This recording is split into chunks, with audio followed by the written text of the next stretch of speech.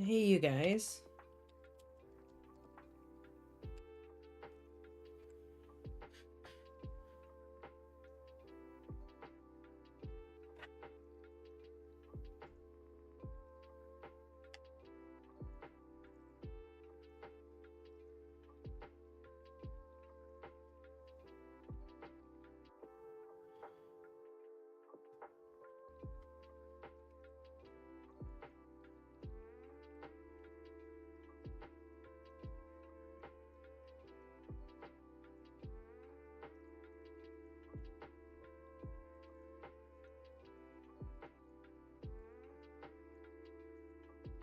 While I'm waiting for you guys to pile in, I'm gonna just kind of create.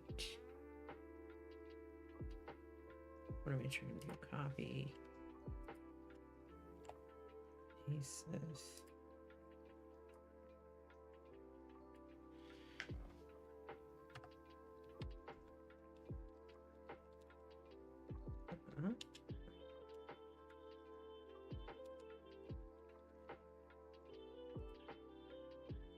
Oh, hey, Lena.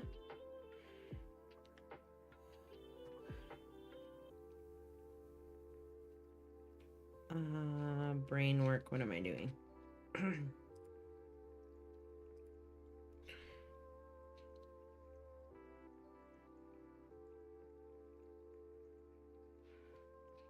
gonna download your guys's scripts as well.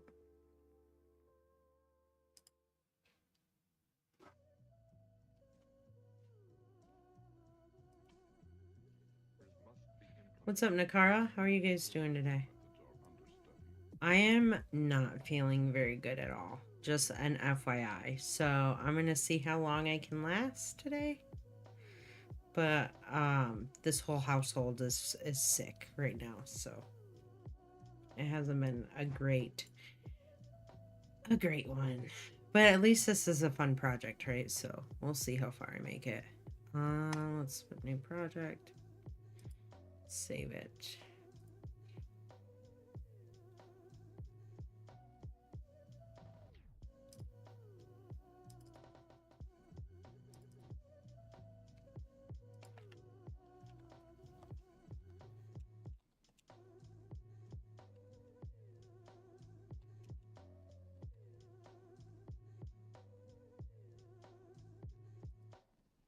What I'm doing there. Oh, thank you. I think it's just I don't know what it is. My wife took a COVID test earlier and it's not that, so. But it's been going around. My mother-in-law's sick. A couple of my friends are sick right now, so. Must be herpes. Just kidding. Sorry, inappropriate jokes. It was funny to me. It's just my brain is taking a second to like register what I want to do. Like it's kind of foggy today, so it's just taking me a little longer. Okay, this, let me try and get on track.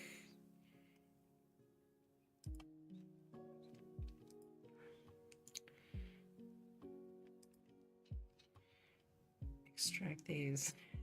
See, Nakar laughed. He thought the herpes joke was funny. Dude, not funny thing. I saw on the news the other day, which I mean, yeah, I mean, I haven't looked it up or like read about it, but apparently there's like this new problem with, and it sounded crazy to me, but like newborns being born with like syphilis from being passed on from the mother, and I was like, this is a new trend that I was not expecting. So, I mean, that's not good. I'm because it could be really bad for a baby. But I was like, didn't think that people our age were contracting. I didn't think syphilis was a big thing anymore, but I mean, apparently it is. So, um,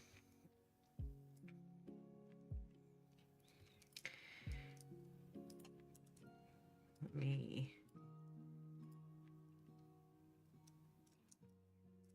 There's quite a few things coming back. I mean, like leprosy is coming back. This is insane. I might as well just like start building my fires and cooking over them.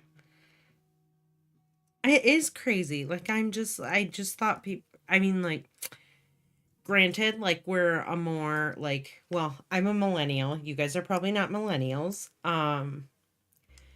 But like our generations are pretty liberal thinking as far as like sex goes, right? We're very sex positive generations, whereas the generations before us were not that positive. I know this is getting off track, but um it's still important to know about safe sex and getting tested and stuff like that, and I think that's where the problem's coming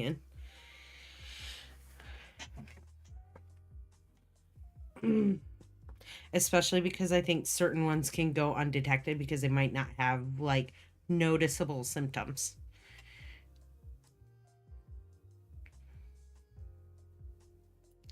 All right, so here's how I want to plan how class goes today. I am going to review your guys's, whoever turned them in, your guys's scripts, and just give you a little bit of feedback on them. And then I'm probably going to teach you guys how to just enter into Audition and to record. Just quickly teach you guys how to record. And then I'm going to go into a couple techniques. I might not do a ton of techniques today, just maybe whoever requested them to be seen on here. I do have some techniques. One second. Let me check something else. Yeah, Nakara agrees. People just aren't getting tested as frequently. Plus, I'm going to fix something in Canvas while we're talking about that. Plus, like, the biggest thing, right, is they do those tests. They usually should perform those tests when a woman's pregnant during, like, the first couple, like, the first trimester of pregnancy, I thought. They do tests for stuff like that, but maybe have been slacking. And to be honest, like, it used to be, from my knowledge, syphilis was bigger in the older generations community, and because I mean that does a number on your brain. I am obviously not like an STD expert, but these are just things that I've like, you hear while you're growing up. But yeah, the ones that never go away. Just never go away, I guess. I'm gonna post your participation grade for next week. Let me do that real quick, so I don't forget, because I might forget, and I don't want to do that. I don't want to have Elena be like, "Hello, you forgot again."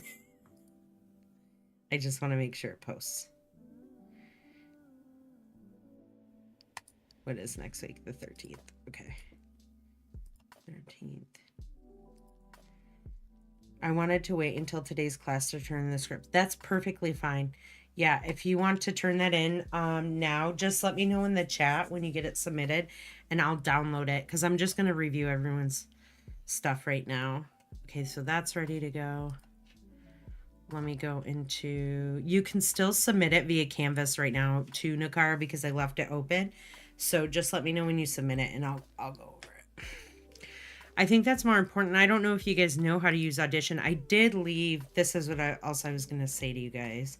Is in here, in your module for this, I did leave some lessons in here on how to do some certain things,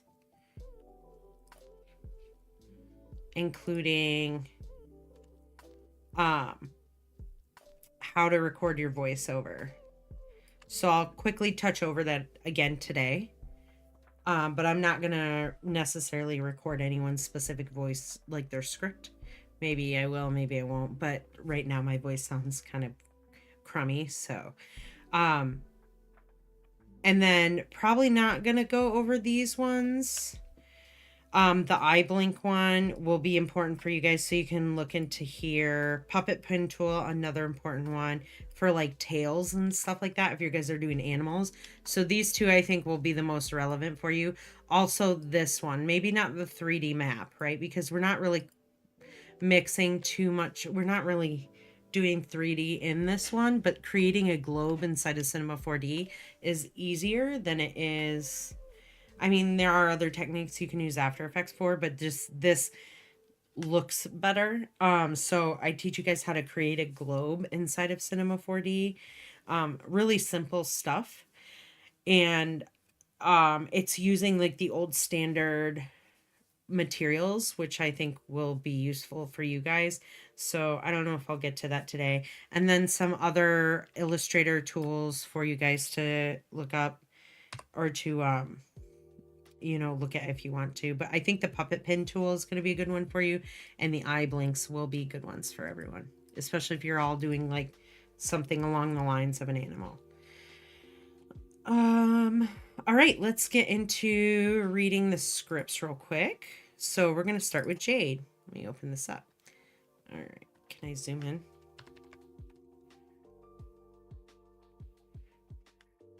Okay, down at the bottom. All right, Jade's says the process of plant development and the stages of plant development from a seed. This is going to be her. Seeds sown in the ground, seeds germinate, seedlings, mature plants, flowering, fruiting plants, plant living conditions, soil, water, light. Okay, so this is like this isn't technically a script. This is just planning out the video, right? And your scenes. But I want this to be like cohesive sentences together that I can review. That's what you're going to want, is sentences put together that you can read off into your, you know, into your mic and create a recording for it for your video.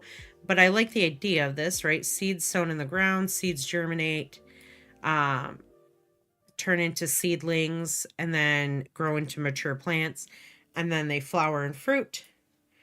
And talking about the soil, white, human care, plant trees, protect the environment. I think that this is good, like overall as an idea for an entire video, but because we're only doing very short, like 3 scenes, you might want to stick to just this section of it.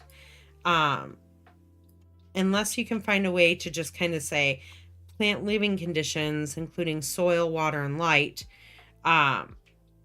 you know, will help the plant grow in a fruitful environment or something like that, right? So maybe break this whole process down into very simple 3 sentences total. And so you might have to really consolidate everything and think of this as like something very short. Because if you were to do all of this together, you know, you could do something very similar to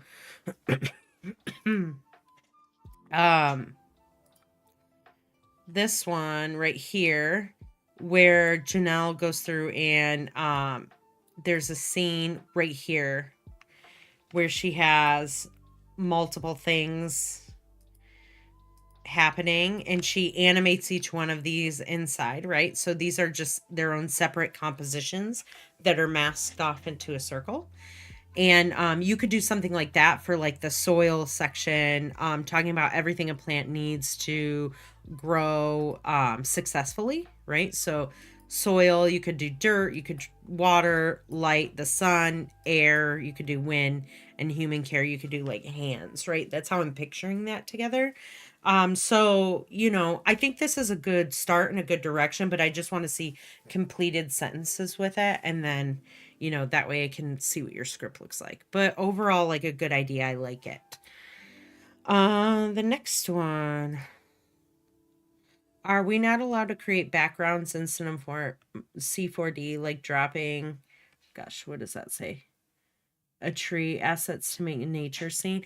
I would stick to, so it depends, I guess, on the style of your video altogether, right? In these ones, where everyone does very 2D flat vector looking stuff, I would not do that because it's going to be too different as far as like what the rest of the video looks like, and it's not going to be cohesive, and it's going to kind of distract the viewer. I would stick to whatever's going to stick to the style. So if your style is like a mixture of Cinema 4D and 2D stuff, and you can combine them together to make them look good, then yes, you can. In this video here, where I talk about specifically creating the 3D map, I show you how to create a cell texture, like cell shading, CEL shading material inside of Cinema 4D, which is kind of controlled by the light. Wherever the light is in your world will control kind of how that material looks on your object. So you might be able to do that to blend it in. And then I also at the end of that talk about how to add like tinting and stuff inside of After Effects to help blend it a little bit more. So you could do something like that if you're going to do a lot of if you're going to do like mixing of 2D and 3D. The next project that we're going to do, where we do like a color scope, we're going to be talking about colors, is going to be a mixture of 2D and 3D. And so we're definitely going to be doing that for the next project. But the next project's going to be more detailed as far as like the process goes.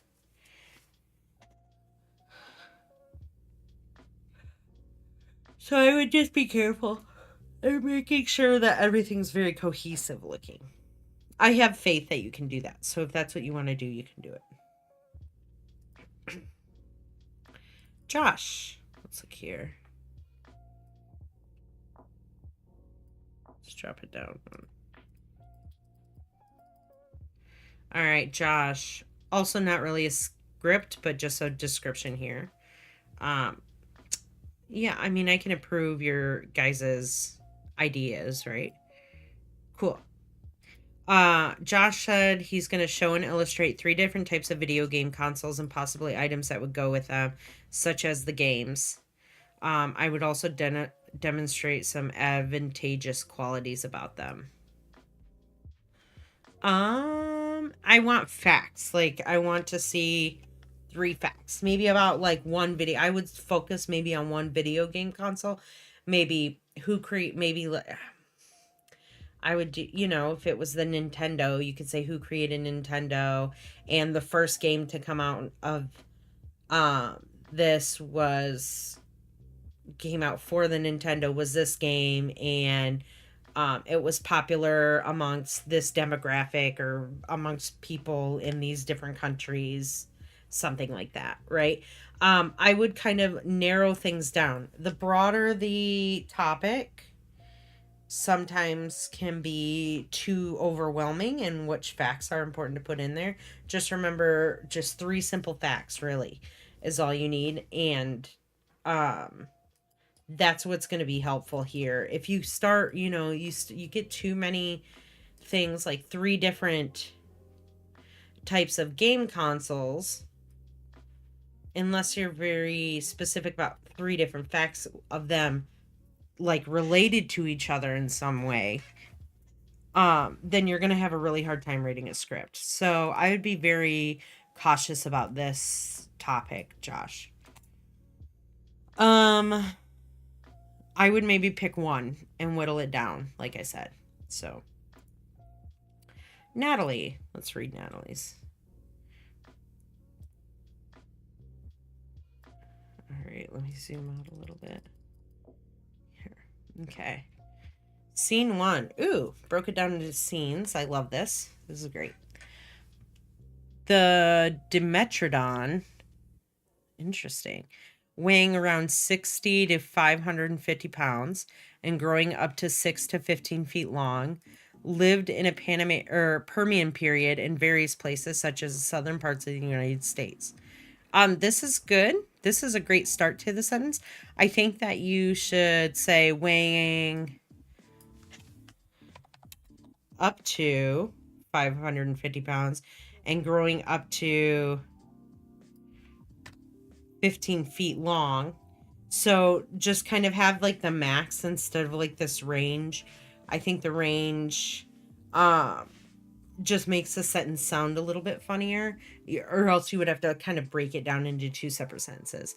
But I would do the Dimetrodon, weighing up to 550 pounds and growing up to 15 feet long, lived in the Permian period in various places such as southern parts of the United States. Next scene. It was first thought to be a dinosaur, but later discovered to be a synapsid. Synapsid? Meaning that it was a closer relative to mammals than dinosaurs. Great sentence. That's awesome.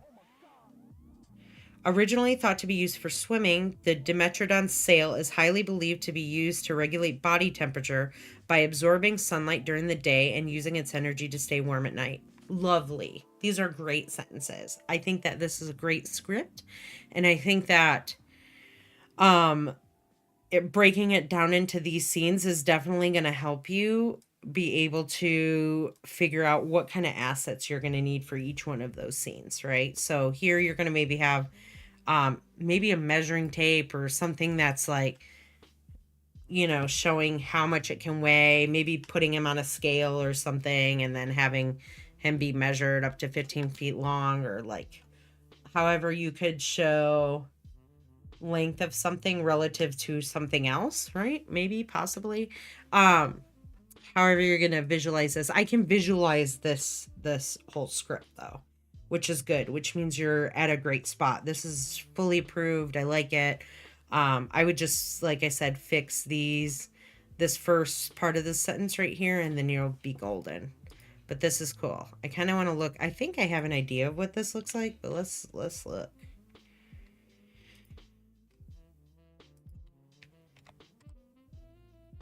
Oh yeah, that's cool. Wow, this thing's closer to a mammal?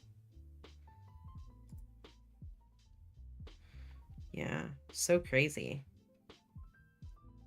15 feet long. That's like the size of a big great white shark. Or like an average great white shark, I guess, because they can get big. Cool. I'm into it. Good job on this, Natalie. I can say that.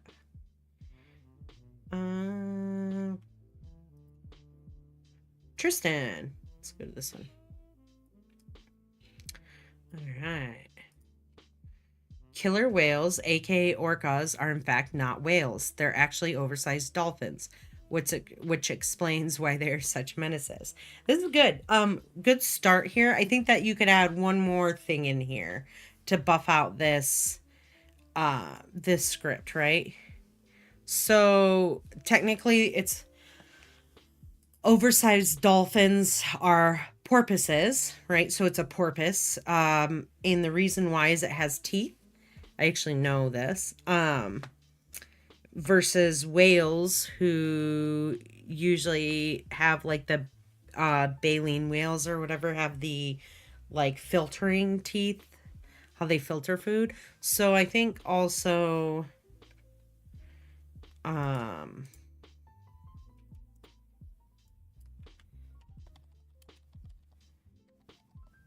believe it's just a porpoise.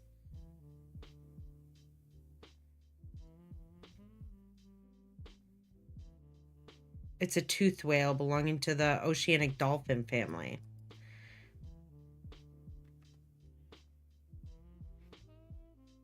So I would just throw in one more sentence here, like maybe one more fact. They're actually oversized dolphins, because in fact not whales, they're actually oversized dolphins. This seems like one sentence to me and not two separate sentences. And so I want to see like maybe an additional fact in here where you can add an extra scene, because at this moment I think it's close, but it's just not long enough. This is funny, which explains why they're menaces. Or I would maybe, because this is I mean, I'll allow you to have that in there. It's more of like a personal idea about them, but I maybe want like another buffed out fact about orcas, right? Maybe something about the pods that they swim in, or like a group of orcas is called a pod, doing something like that. And maybe having 1 to 2 more facts in there would be good, because again, like I said, this seems like one singular sentence, whereas instead of 2 sentences, because I would read this: killer whales, aka orcas, are in fact not whales, they're actually oversized dolphins. That's how I read that in my mind, or even out loud, and that's like 1 sentence. So add another fact, maybe a second fact, so that and you can still have this sentence in here, because this is more of a statement and not a fact. You know, I want to see a little bit more. So good start here, and you can start doing that, but I would just buff this out with a little more information. Do you guys have any questions in the chat so far, or no? Let's go to Jesus. Ooh, sunflowers. I love sunflowers.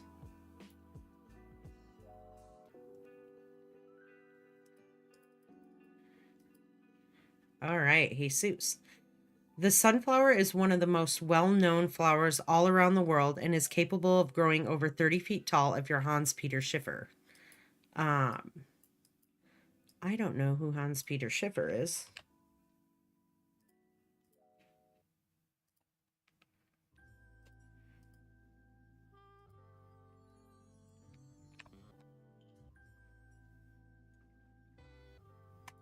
Oh, he grew the tallest sunflower. Wow, that's crazy. 30 feet. That's a big one. They had to build a scaffolding around it. Insane.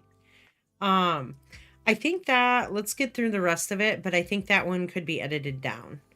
One sunflower is able to carry 1,000 to 2,000 seeds and can grow into maturity within 70 to 100 days and up to 12 feet in 3 months. Cool. I think that there's just a couple run-on sentences here, so we'll fix those. Sunflowers are beautiful not just for their looks, but the fact that they can absorb radiant toxins, and millions were planted after the tsunami hit a nuclear power plant in Japan. That is very true. This fact right here, I know to be true. They do say that sunflowers will absorb radiation from the ground, and so it's really good to plant those over anywhere that has radiation in the soil. I just turned mine in, and we'll be doing this in Cinema 4D or in After Effects. And will we be doing this in After Effects mostly? You can maybe do a little bit in cinema, but this is like more to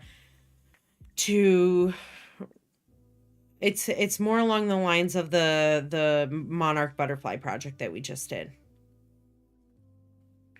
The next project is going to be like a mixture of both Cinema 4D and After Effects.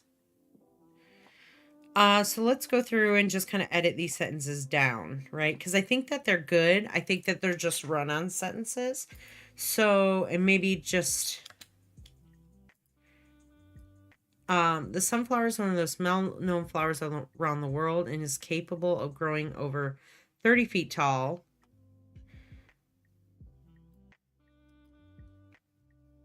If you're Hans-Peter Schiffer, I think...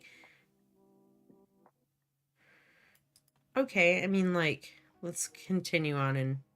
Yeah, not a problem, Nakar. Let's look at the second sentence. One sunflower is able to carry 1,000 to 2,000 seeds and can grow into maturity within 70 to 100 days. Period. This is what I would do here. So this is going to be its own sentence.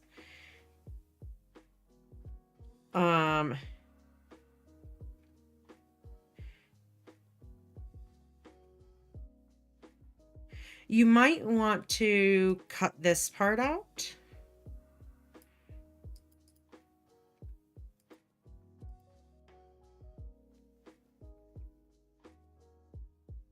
No, that's okay. Let's keep that in. I think it's a cool, interesting fact. It made me look up who this dude was. And can grow into maturity within 70 to 100 days.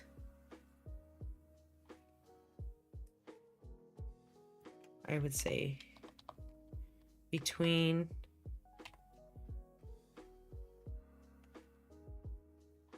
one sunflower is able to carry 1,000 to 2,000 seeds and can grow into maturity between 70 to 100 days.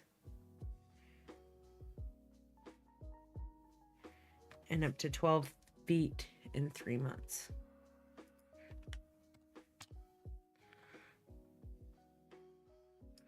Sunflowers are beautiful not just for their looks, but in fact they can absorb radiant toxins,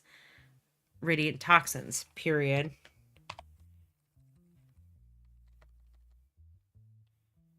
Millions were planted after tsunami hit a nuclear power plant in Japan. Let's reword this, right? Dang, I should have probably added more info on my script. Well, no, not necessarily, like, because this just maybe means more animation, right? So, like I said, a couple sentences just with good solid information about that. Like when we were looking back at these before, this one is about a good amount. The one that Natalie's was a good amount. So these two scripts right here, Jesus's and Natalie's, are good to like kind of mirror your guys's off of.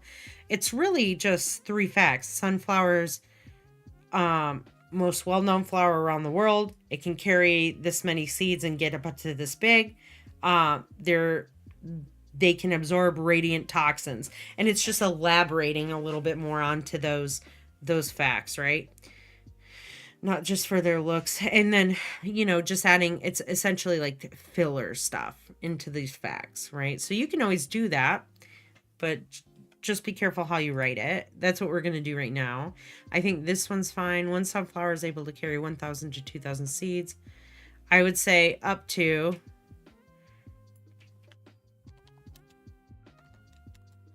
2,000 seeds and can grow into maturity and can grow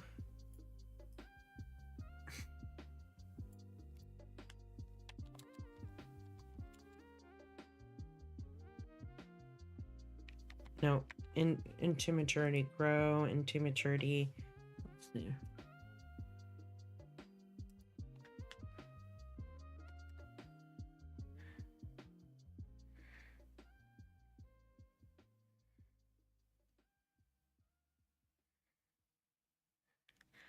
There you go. I think that's a little bit better. Sunflowers are beautiful not just for their looks, but the fact that they can absorb radiant toxins. By the way, hello, Keith. Slipping in there. Millions were planted after tsunami hit a nuclear power plant in Japan.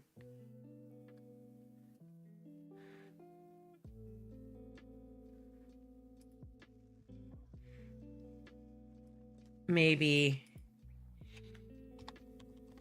because of this, millions were planted after tsunami hit a nuclear power plant in Japan. I think that sounds better. So good start on this, Jesus. Very good start. I would leave it like this. So just a couple edits to it. But good job. Good job on that.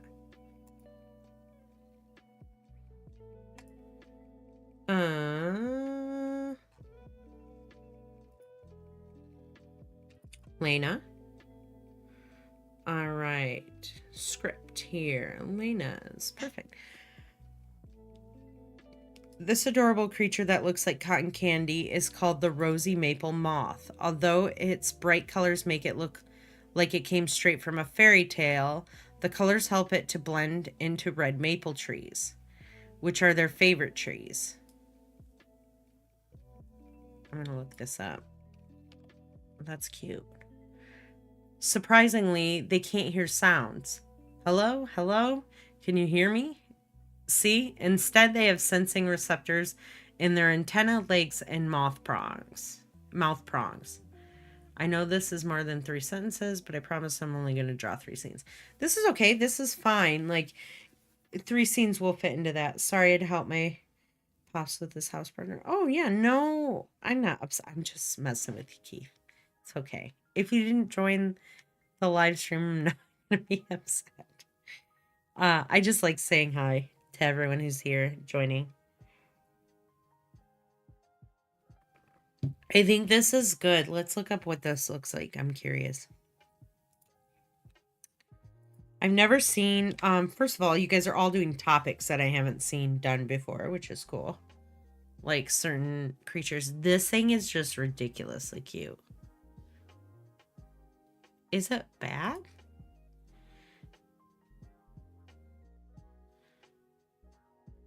I was like, there's no way something that beautiful is bad. I refuse. Oh my gosh, they make squishables. Oh, cool. Look at this. I'm distracted. They're beautiful. Good choice. These are cool. I think this is a strong script. I think that we could leave this section out. And I know it's cute. Surprisingly, they can't hear. I would remove this part right here and just kind of go,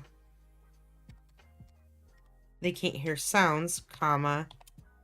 Instead, they have sensing receptors in their antenna, legs, and mouth prongs. I just think that makes it a little bit stronger. I like that. I could see where you were going with that, which was cute. More of like you know, like a interactive script, right? I think here,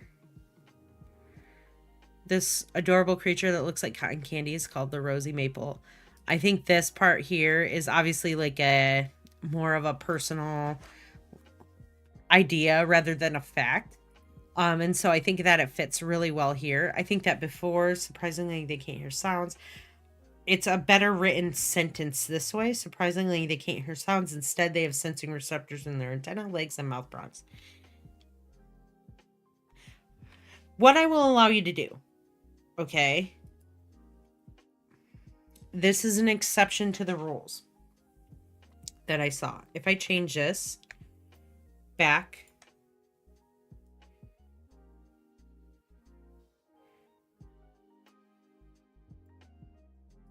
this part, I think that this could just go completely, but this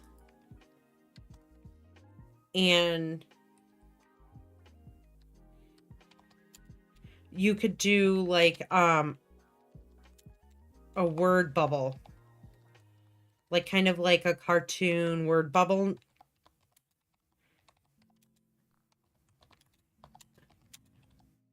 Inside of your actual illustrations, right? So this would be, hello, hello, can you hear me? Kind of like the moth was saying it. Do you kind of understand? Sorry, could you zoom in? Oh yeah, I'm so sorry. I didn't do that. I did that on everyone else's. I think that's great right there. So this part where you were like, hello, hello, can you hear me? See, I would remove the word see. And then, like I said, this is a very, like, this is an exception to it.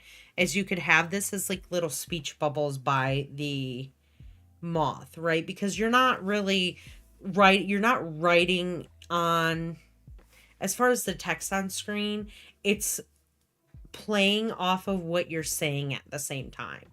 And so it works together with it versus like just writing the fact on screen. That's what I don't want to see. I don't want to see like you to write. Instead, they have sensing receptors in their antenna, legs, and mouth prongs. I don't want to see that on screen, but you could write this on screen, like hello, hello, can you hear me? Next to the moth, like he's trying, like he can't see. Does that make more sense? If not, if you don't want to do that, I would just get rid of this completely. They can't hear sounds, comma, instead they have sensing receptors in their antenna, legs, and mouth prongs. Yeah, so you could do that. I think that would, but like saying it inside of the script or when you say it in your VO, I think is going to be maybe a little confusing for the listener, possibly because they're like, hello, you're like, hello. People want to say hello. They're like, what? So I would just do it either that one way or just get rid of that and have it like this. But this is very strong. This is great. Great facts in here. I like it. Techniques. Cool. Could you demonstrate potential transitions we can use to smoothly transition from one scene to another? Yeah, I can show you a transition. So would the speech bubble be coming from the moth or the away from the moth? Like away from the moth. Let me read. They can't hear sounds.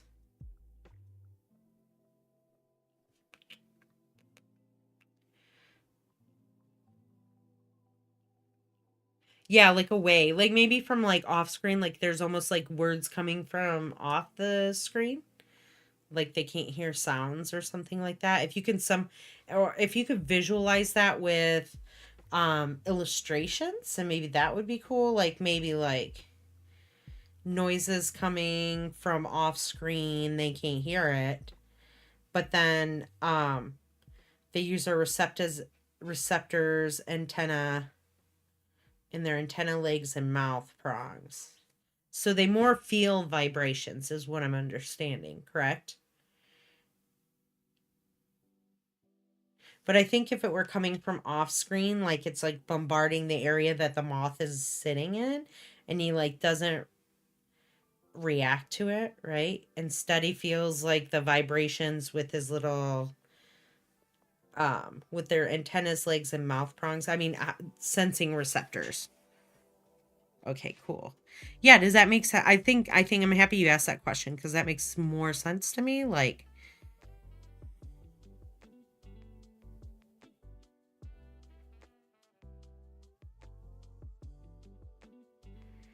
the other one you would see. Also, I was wondering what in animating a four-legged animal like a dog would look like in terms of anchor points and separating layers. Okay. We can kind of touch on that. That takes a long time, but I can talk to you guys about how we can do something like this. Maybe break it down. Let's go to gather Nakara's. I'm gonna go through techniques first, and then I'll go through if I feel like I can make it through the audio thing, I'll go through that, and if not, I'll have you guys just watch how to record your voiceover on this one.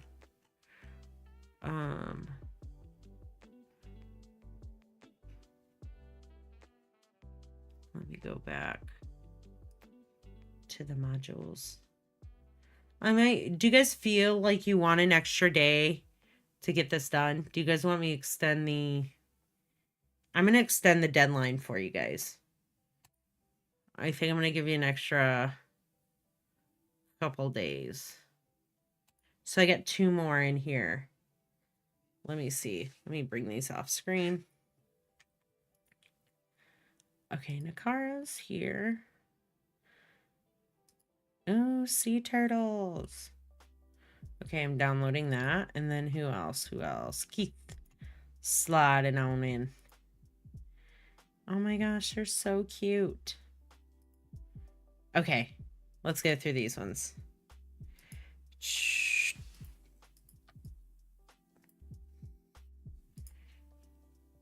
Oh my gosh, I didn't mean to do that.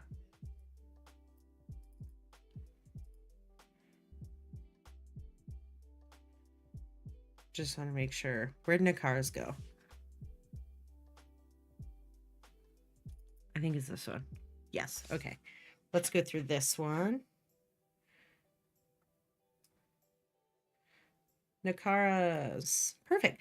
Scene 1. Sea turtles start their lives as an egg and hatch out of the beach. I love it. Scene 2. The sea turtles crawl out to the sea, and the ones that do make it grow up in the ocean. This one, we're going to revamp this one. Scene 3, the cycle restarts and turtles live for quite some time, 50 to 100 years. I can go more in depth if needed. This is just a draft. Yes, let's go a little bit more in depth in this, like kind of just buffing up these sentences a little bit more like the other couple ones that you saw were. So sea turtles start their lives as an egg and hatch out on the beach. I think this one's a good sentence, right? This one's strong. Scene number 2, the sea turtles crawl out to sea. Maybe this one, right? Let's, after they hatch, comma,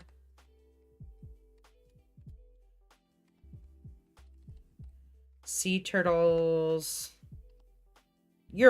sea turtles. I like turtles. And this always plays in my head when I think of this. Sea turtles crawl out to sea, and the ones that do make it grow up in the oceans. This part. Let's cut that real quick. After the hatch, sea turtles crawl out to sea.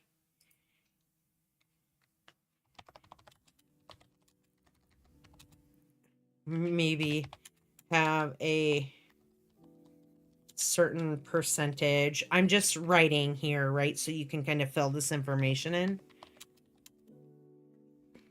Where they maybe have a certain percentage of survival, right? Because their survival rate is really low when they get out there. Like, I mean, you might have 30 sea turtles that hatch, but only 5 make it, right? So it's kind of a low percentage. So I think that if you kind of focus on that for the second scene, that it would make that a strong fact, right? So after they hatch, sea turtles crawl out to sea where they have a whatever percentage rate of survival. Maybe you could say the ones that do survive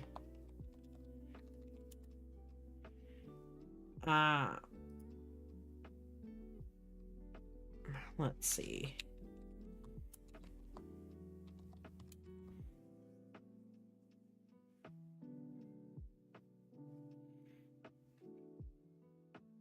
The ones that do survive, I don't know. Because there's several different species of sea turtle. So let's see how we can write this. Let me bring this one over here.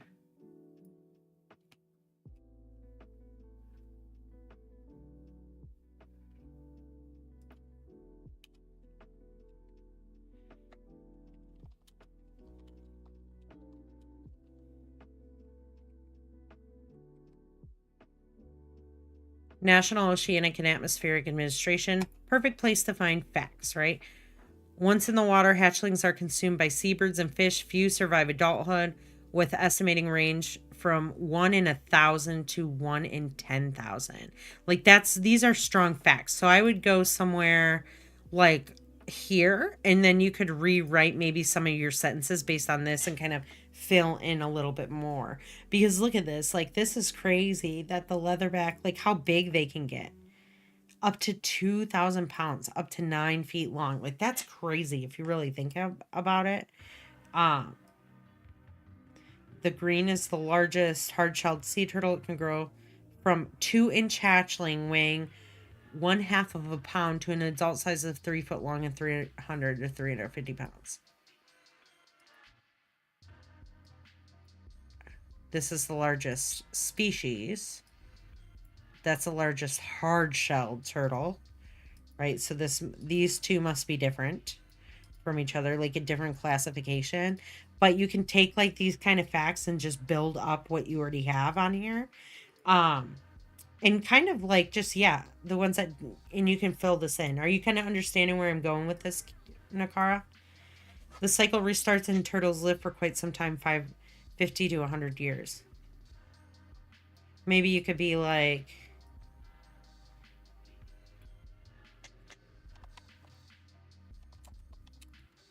living up to 100 years.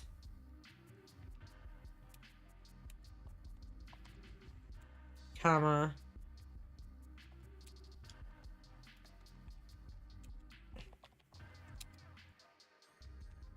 I don't know, something along the lines of this, right? Like, let's think here. Let's undo this. The cycle.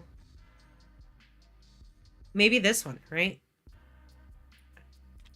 The ones that do survive can live up to 100 years. And maybe we could get specific about which sea turtle you're talking about, since there are several different species of sea turtles.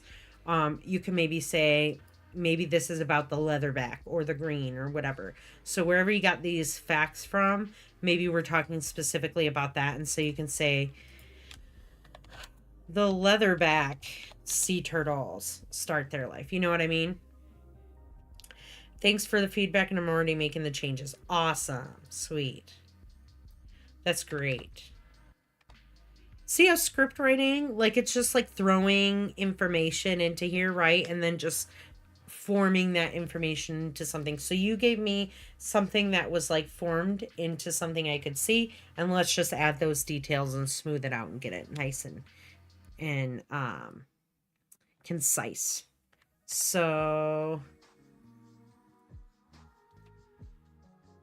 maybe once the turtles reach maturity, the cycle restarts in something. Or because sea turtles are very, because it takes a little, here's something else. Because sea turtles take such a long time to grow and they live for so long, like they're how quickly they grow takes a long time. So maybe talking about reaching maturity in order to start the cycle again, right? So once turtles reach the maturity, the cycle restarts, and the turtles travel however many miles to get to the beach to have the things and do the thing all over again, right? So I would kind of move in that direction a little bit more, but this is good. I'm happy that you're working on it. And then this, I thought this was a good, the ocean service. Also, I think, who else did it? Josh? I think Josh did nope, this is a video game. Tristan, maybe? Yes, Tristan. Benefit from this, the National Oceanic Service, for like learning about the killer orcas, right, as well. I think that'd be a good source for you guys.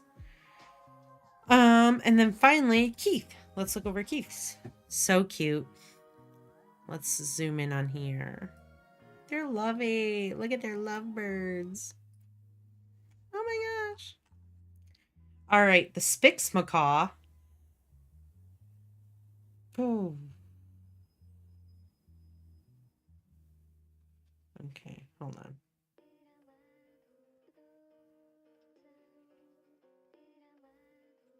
Okay. The Spix macaw, better known as the blue macaw, was officially announced extinct in the wild in 2019. Period.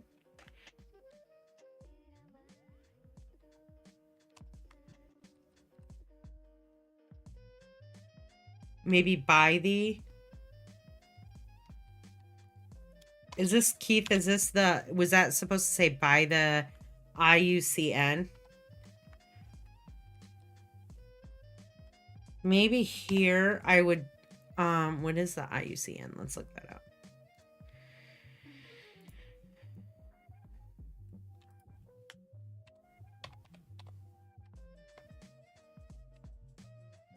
International Union for Conservation of Nature. You can just say the IUCN. I think that's just easier. Yeah, by the... Okay, so the Spix macaw, better known as the blue macaw, was officially announced extinct in the wild by Extinct in the wild.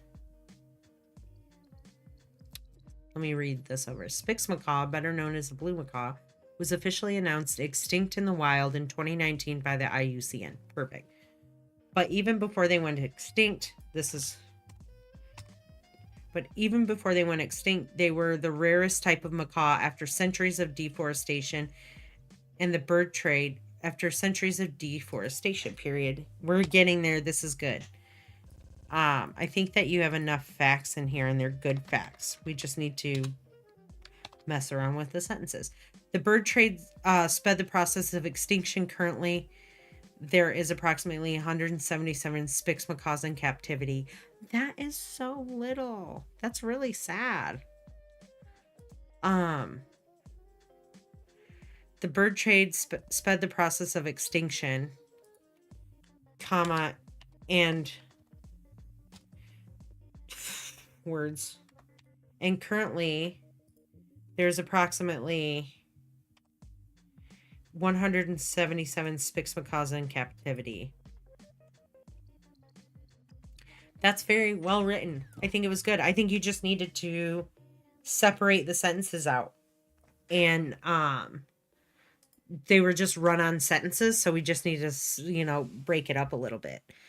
If you wanted to add more, you could do maybe where the I think this is plenty. I think this will be good. If you wanted to kind of sum this up in like a positive note for them, you can maybe say like what the IUCN is doing to maybe, I don't know, increase the if they're doing anything to increase the population.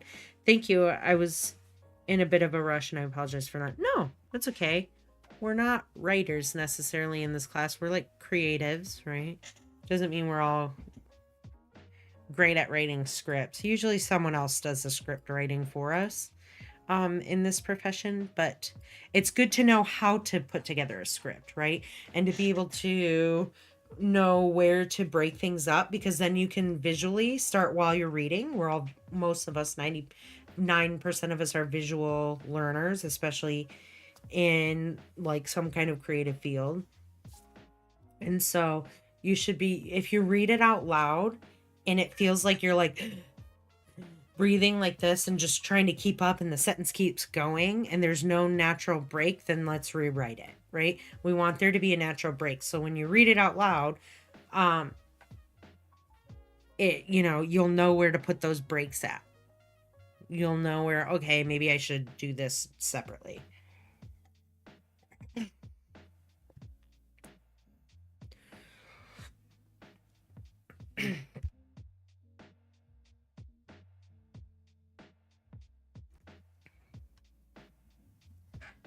Oh my gosh, you guys, I got a little baby cuddled up on the floor. Can you see her down there? Can you guys see her on my camera in my lower, like, right side corner, left side corner of me? It's there. It is curled up and sleeping like a little wee baby. Sorry, you guys. Sadly, they're extinct from the wild. The captive birds are in risk of survival if they are to be breed. Yeah, it's not really happy, but maybe they can still thrive in captivity. Yeah, I'd leave it at this. Oh, that's so sad. I'm sure it's really hard to breed them in captivity, and that's why they're not able to, like...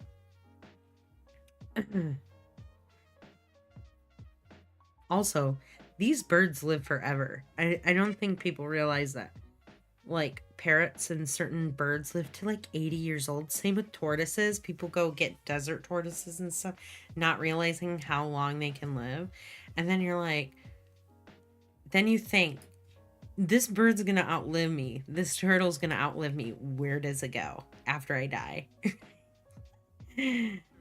I think this was really good though. I love that you know about these. These great topics, you guys. You guys picked really solid topics. And wrote some really good scripts, and I'm very happy that it went that way. Okay, let's talk about a couple techniques on. Let's look into. I want to get to the techniques first. Well, we'll do a quick rundown of Adobe Audition.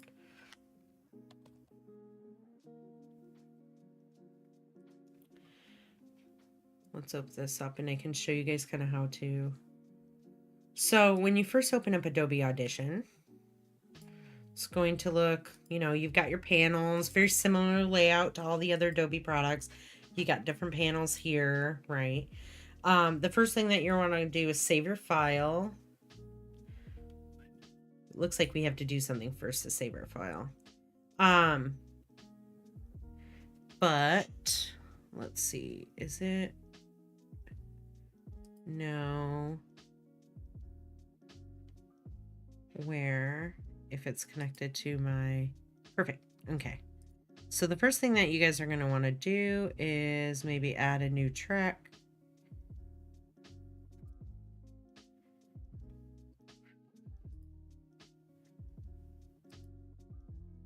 Let's do a new multi-track session.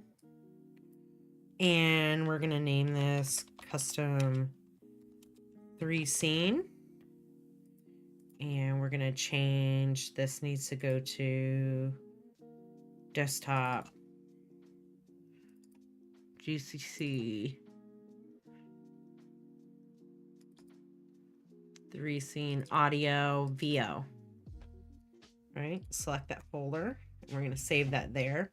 The sample rate at 48 kilohertz, right? This is the reason it doesn't say KHZ is because it shows the 48,000 here. But the sample rate is good there. You don't need anything bigger than that. The bit depth at 16 bits, it's going to work better with After Effects than 32 bit. So stick with the 16 bit. That will be just fine. And then mono, we don't need to have it in stereo. You're not going to record it in stereo. We just want the voiceover to be pumping into your headphones from both sides, right? Stereo would be like separate things coming in on one side versus the other side, or hearing things like spatial audio and stuff around you. But we're not doing that. We're just recording on like our simple mic. And so just having a mono session is fine. And you're just going to hit OK there. And obviously you want to name the file. If you're getting, let's see, when you come down here and you hit record, you should be getting some kind of signal. Let's go to the waveform. Switching to another, yes, let's stop that. You want to switch to your waveform, okay. So up here, you don't want to start the new multi-track. You want to start it in a new waveform. So I'm going to click there. We're going to do the same thing. Custom 3 scene, 4800, mono 16, okay. So now when I hit record, you can see that it's picking up my voice, right? You can actually see the waveform that is here happening right now. If you're not, when I hit the space, I hit record, you can see that it's picking up my voice, right? The space bar is going to stop your recording. It's also going to play back for you. You can go back and forth. You can scrub through the audio like this with your playhead up here. You can drop down the decibels here if you want to. You can see that it's picking up my voice. You're going to want this to be hitting, let's see if I take this and play it. You can actually see the waveform.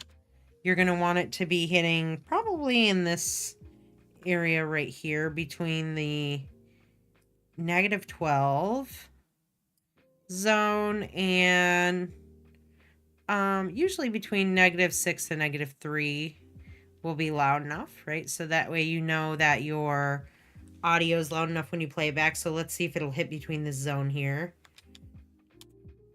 That is here happening right now. And I hit record, you can see a little bit. That line there will show you my voice, right? You can actually see the waveform that is here. That line shows you where it peaks. That little yellow line is telling you where the audio is peaking at. And so if you're playing it, or you go to the highest, if you're looking here at your waveform as well, you can see horizontally. Oh, I didn't mean to zoom. I didn't mean to do that either.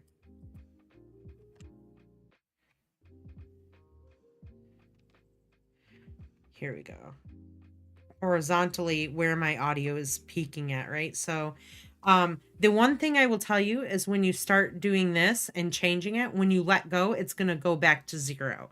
So make sure that you're like, I probably wouldn't even really touch this too much unless your audio's not peaking in between the -12 to the -6 or 3 zone, or -3, right? So if your audio is going above this area, then you want to turn your decibels down, right? You want to turn these down.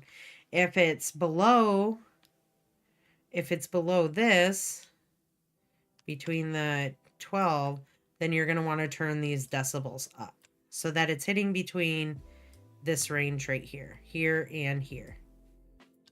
Good. Star. We want that right around between there. Lena asks, should we use a microphone or can we just use the built-in mic on the laptop? I suggest if you have access to a microphone, using a microphone, because a microphone's going to usually be, obviously it's going to be better, right?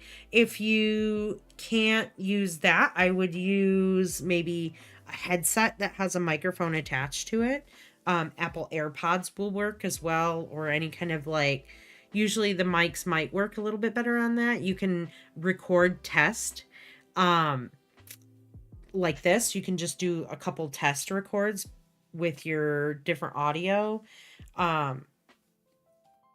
Like your headphones with like either, well, I'm sorry, with the different mics, you can record tests with those and see which ones sound better. The one thing I do recommend you guys doing though is editing this on with headphones on. You know, if you don't have these close headphones, that's okay. Just use regular earbuds or whatever you guys have for it. But just being able to hear it clearly with your headphones and not on a computer speaker would just be better to edit it with.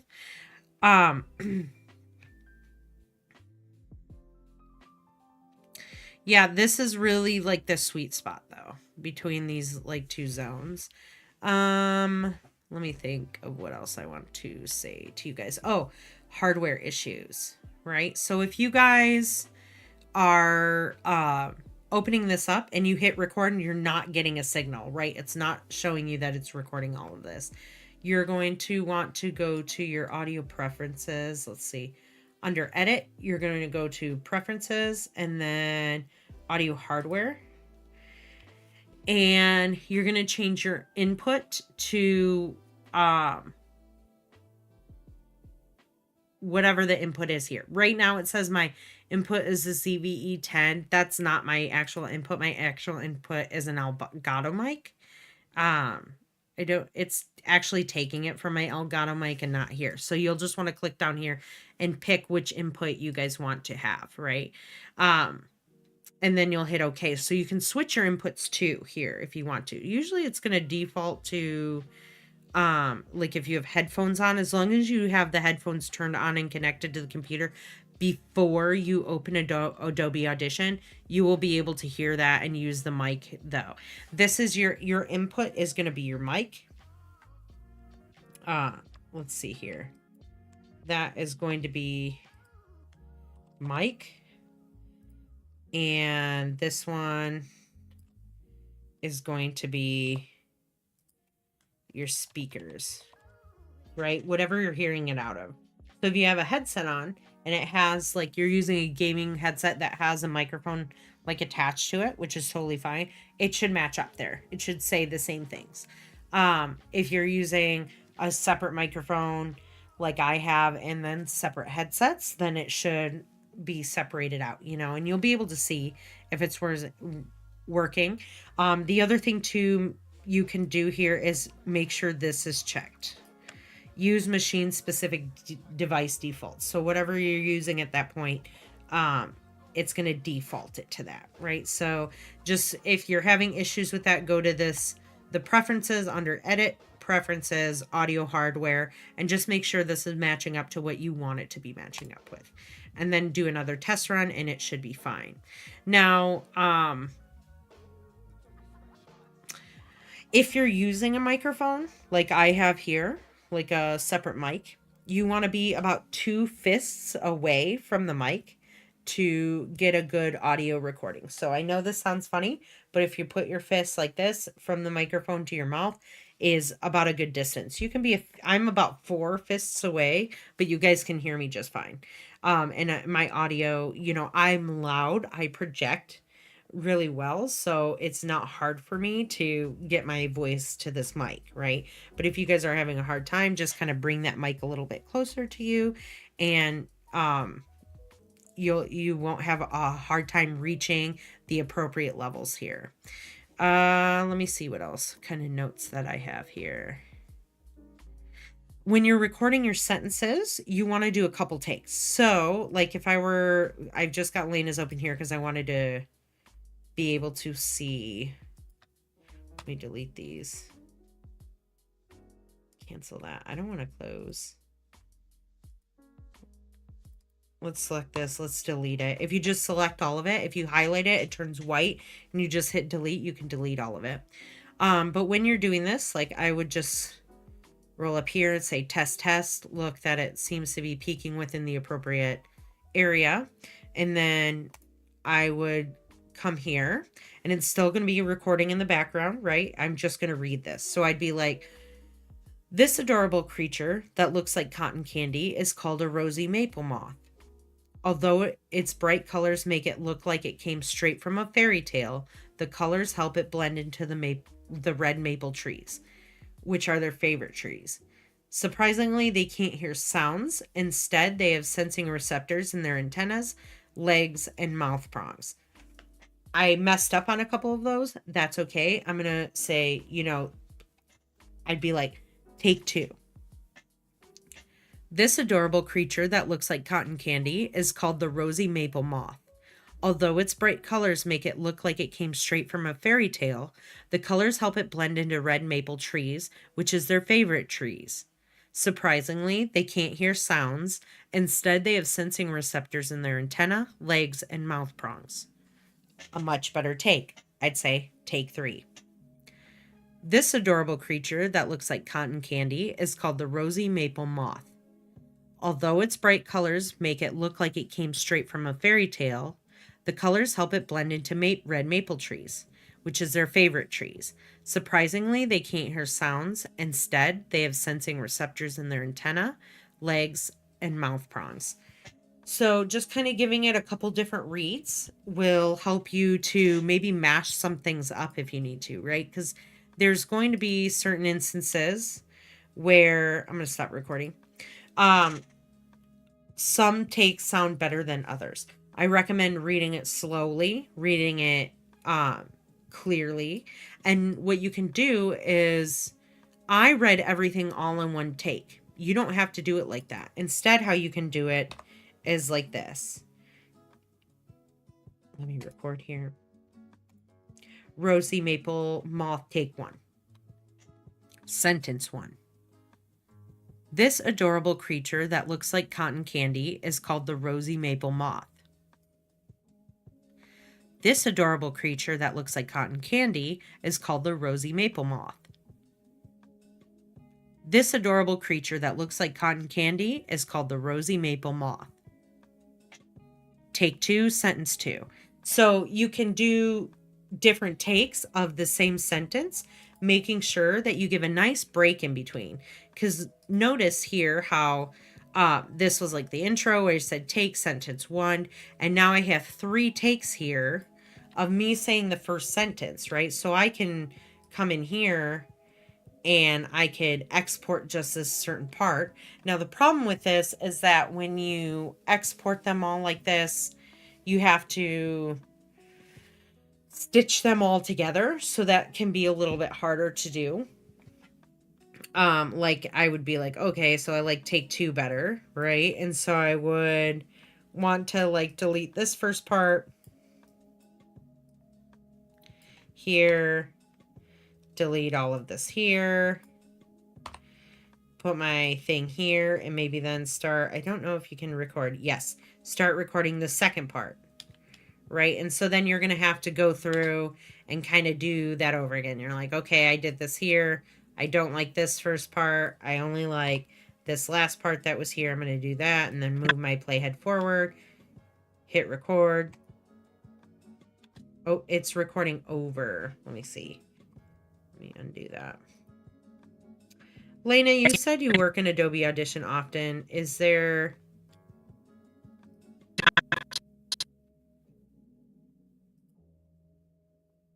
Okay, there. You can't bring this all the way to the end. If you bring it all the way in and hit record, it's going to record over what you had before. So you don't want to do that. So if you're going to do this technique where you're kind of taking multiple sentences, deciding which ones you like, and then stitching it together, I would do it all in one big take. So read each sentence a few times, right? And then at the end, just go through and delete the parts you don't want, leaving space in between these so that you have room to delete them, right? Because look here, right? Like if these were all of my sentences put together as one, it's going to be so hard to cut this apart where I'm like, right. And so then I'm like having to try and figure out where to cut certain things. The problem being is that when we naturally talk to someone, your words are flowing into each other.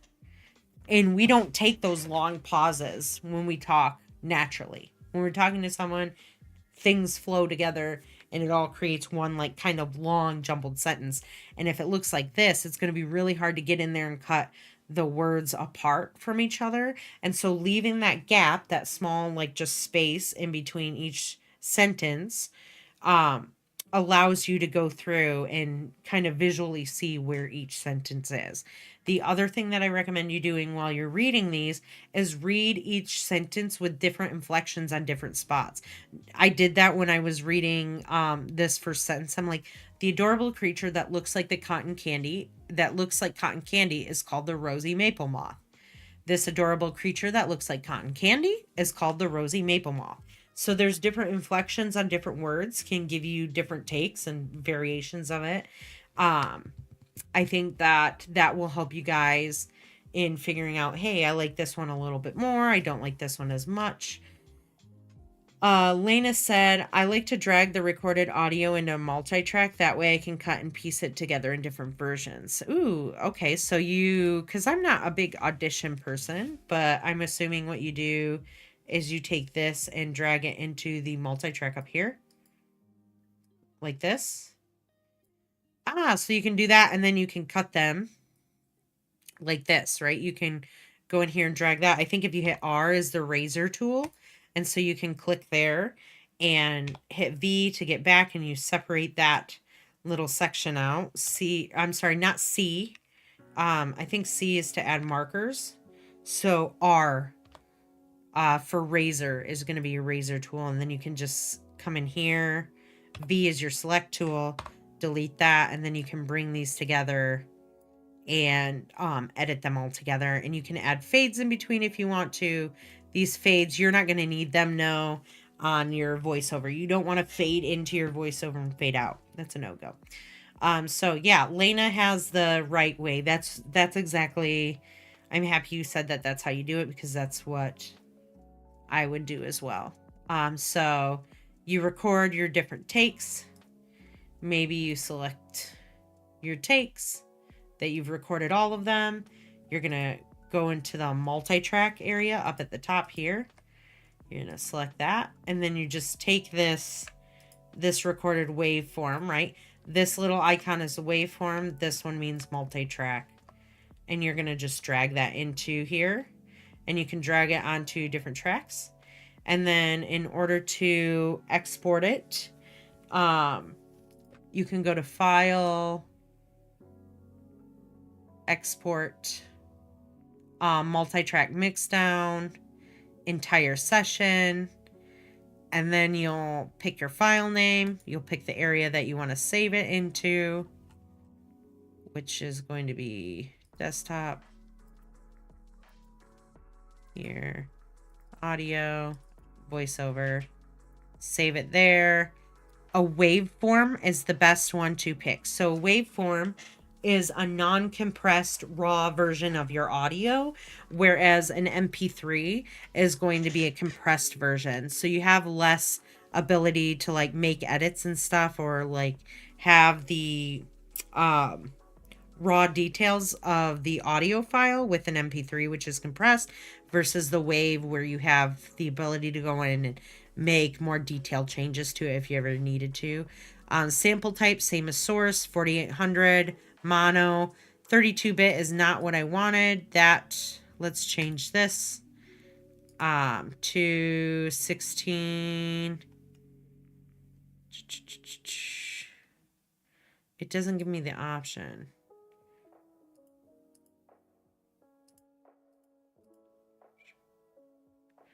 I guess just leave it at that.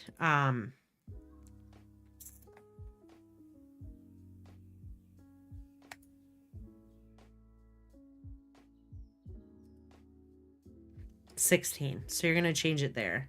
Okay. So up here, you're going to change it to 16 bits. Hit OK. It's just there. The only difference is it's going to work better inside of After Effects versus the 32-bit, which is going to take a little bit longer. Okay. And then you don't have to include the metadata. Opens files. After export, you don't need it to do, I mean, you can have it do that. It'll just open it, right? When I do this. I guess not. Should have exported it right away. Let's go to desktop, GCC, all, custom, audio, VO. Cool, and then here's my WAV file. So if I play this in Windows Media Player, this adorable creature that looks like cotton candy is called the rosy maple moth, right? And so then you're going to have to... So you can go through and play it. Obviously, there was a cut there that happened. There's like blank space there. So this is what you do inside of Adobe Audition to record your voiceover.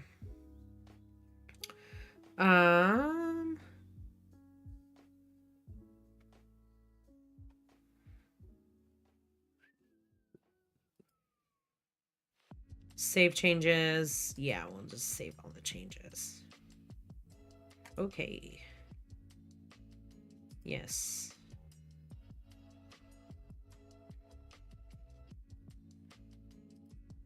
That's okay.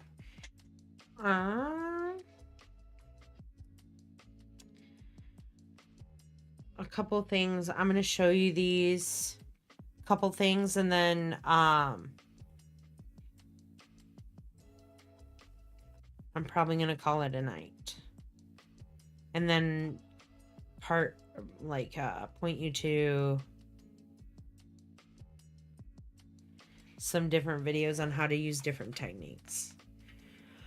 Demonstrate a potential transition. Yes. So let's create a new composition. 1920 1080. Comp 1, I'll leave it there. 10 seconds, okay. So let's create a new solid here. And we'll color this. Kind of, let's get like this tan color going, like a light taupe. Cool. And then let's put text on here. Let's just say scene 1.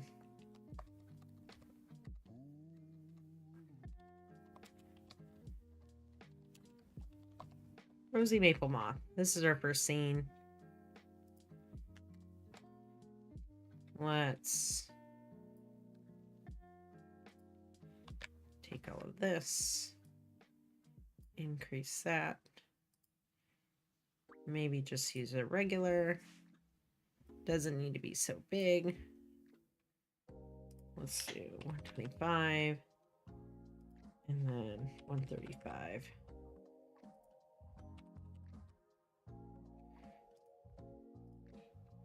Center the, hit Y on my keyboard,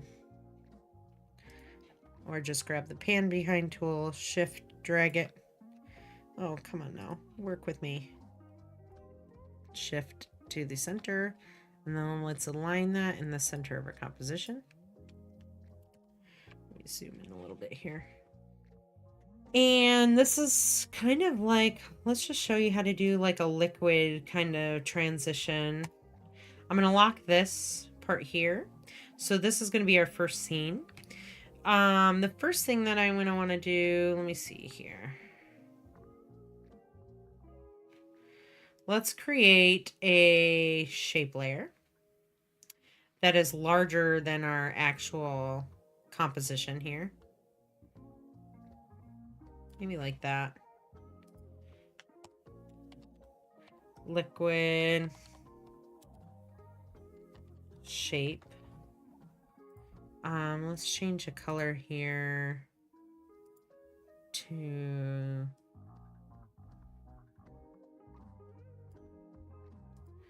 maybe a variant of this color. Maybe it's a little brighter. And we're gonna do this for the fill and not the stroke. Okay. The fill, we're gonna take the stroke off. All right. Let's center this comp. There. And under our effects and presets, we're going to, I just want to make sure my camera's not in the way. We're going to type in turbulent displace. So it'll be under distort. If you just type turb, it'll type in turbulent displace. You're going to want to grab the one under distort and not noise and grain. And we're going to drop that onto this layer. If the layer is taking up, if the shape layer is taking up the entire composition, you can always just drop it directly onto the scene, like in the scene on your stage. You can drop it like that. And I only do that when it's like taking up the entire area. Otherwise, I drop it directly onto the layer here. And so we're going to take this turbulent displace and we are going to change the displacement type and the amount here. So let's change this from turbulent to twist. And let's increase this to 150. Not 15, but 150. And you don't see anything happening right now. But if I take this layer and I bring the position down, you're going to see that it kind of creates like this liquidy kind of motion happening here. And so we're going to animate that position. You can mess around a little bit more with the size here will increase the distance in between it. If you drop it down low, you're going to get smaller. If you bring it way up here, you're going to get kind of these bigger looking liquidy blobs. Let's keep it back at 100 though. I kind of like that. The offset is going to just offset the area that we're looking at where the turbulent displace is. The complexity is going to be how detailed it is right there. So as you increase the complexity, it is going to increase like the amount of detail around it. Knowing that though, just be aware that when you increase the complexity, it will increase the render time. The evolution is something that you can animate that, right? So you can change the angle of the evolution here. You can animate all of these parameters if you want to, but because the position also changes the shape here, I'm just going to do that. So I'm going to bring my playhead to the beginning here, and I'm going to drag this all the way down off screen. And I'm going to keyframe the position there, and I'm going to move a couple seconds ahead. And I'm going to drag this all the way up, back up. Back up. Okay, like that, right? Back into position there. In fact, I could have just typed 540 centered. And let's ease these. In fact, let's ease the last one. So F9, let's look at this. That's okay. Maybe separate the dimensions out.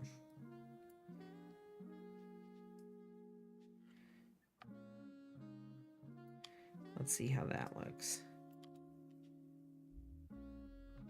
A little slow, so let's just...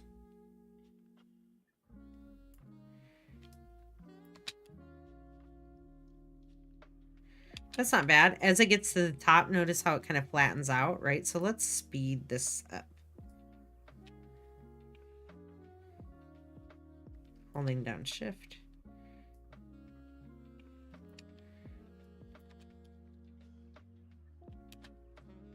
Shortening this. We can do it. Brain work right now. I think it's going to be opposite. I want this. It's going to be fast here. So now it's going to slowly come up and then it's going to go very fast at the end because I want to hide that it's flattening out at the top. There we go. I'd maybe even work on this a little bit more. Maybe bringing this, maybe not so fast at there. Not bad. Okay. Whatever. We're not animating the X position at all, so I'm just gonna undo that. Okay, yeah.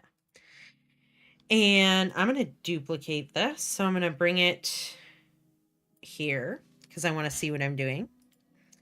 And I'm gonna take this liquid shape and I'm gonna duplicate it, Control D, and I'm going to change the color of it. So let's get it a little bit darker. Maybe bring the tint into like more of a magenta. And then I'm going to offset it by a few frames. Maybe by 6, right? 1, 2, 3, 4, 5, 6. That's cool. So when I play this, it's going to be 2 separate. And then I'm going to do again. So I'm going to duplicate it. Bring it over another 12 frames or 6 frames here. So I've got like 3 happening, but I need to change the color in order to see it. So I'm also going to, again, bring this down and maybe shift the hue a little bit. So shifting the hue, not only working within the color range here, right, the saturation of it here, but also shifting the hue a little bit just makes your color palettes pop a little bit more, right? It just makes them a little bit more interesting because the hue is slightly shifting in one direction or the other. I could also shift it the opposite way if I would have wanted to, but I want to keep kind of shifting in the same direction that I did before with the second one. So I'm going to hit OK there. And then, so these will climb up there. Let's create a new, let's just kind of duplicate these 2 things and say this is, let's Control C, scene 1. Okay. Let's kind of do something similar, new, solid, but we are going to do the opposite colors here. So the solid's going to be this color, okay. And then the text that I'm going to duplicate is going to be scene 2. You guys can't see it right now because it is, we want this to be the same color as the background. I'm just like switching them. So let's turn this one back on. Scene 2.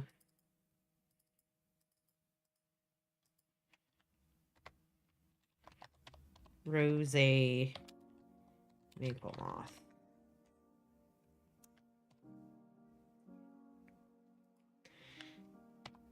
Drop back.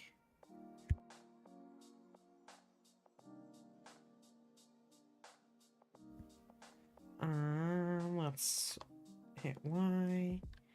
Center this. Align, align, align.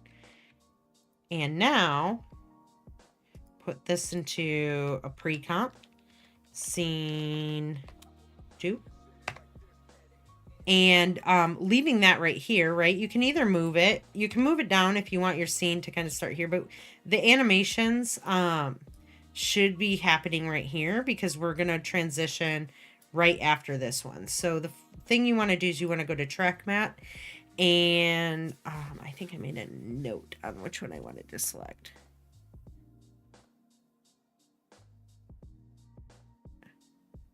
we're going to set it to our final shape, liquid shape layer that we did. And so now when this is going to go through, it should reveal them, but that was just duplicated. Scene 2. See how it's revealing it here? But these ones, the second one should show up. These ones here. All right. So the only one that should be, so you just have to turn those on. For some reason, I had turned these off. That's why. I was like, wait, why are these not showing up? It's because I had manually turned them off.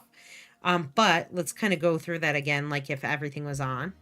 So right now I have the second scene, and it's just switching right now, right? We don't want that to happen. We want these, if I hide this layer, we want these lovely things that we created to show and to reveal the second scene that I have here. So I'm going to make sure they're all visible. And this scene 2 that I have, I'm going to go to the track mat and I'm just going to select that third shape layer that I created, this one right down here. And so then as I play this, that third shape layer is going to reveal the next one.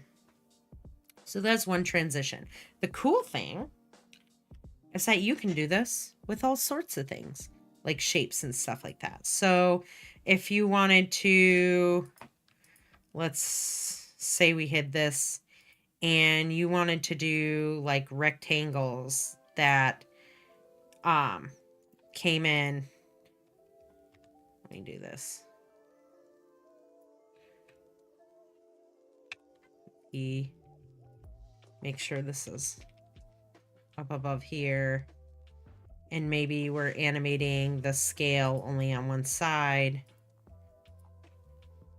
Right here. So let me shut these off.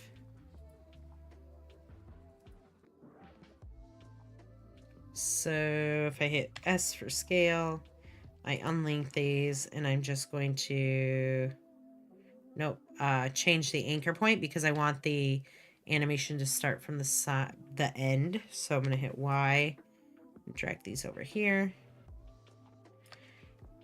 There we go. So now, perfect. So I'm going to animate it from the beginning here. 2 seconds. It doesn't, your animation can be quicker. Your reveal can be quicker if you need to.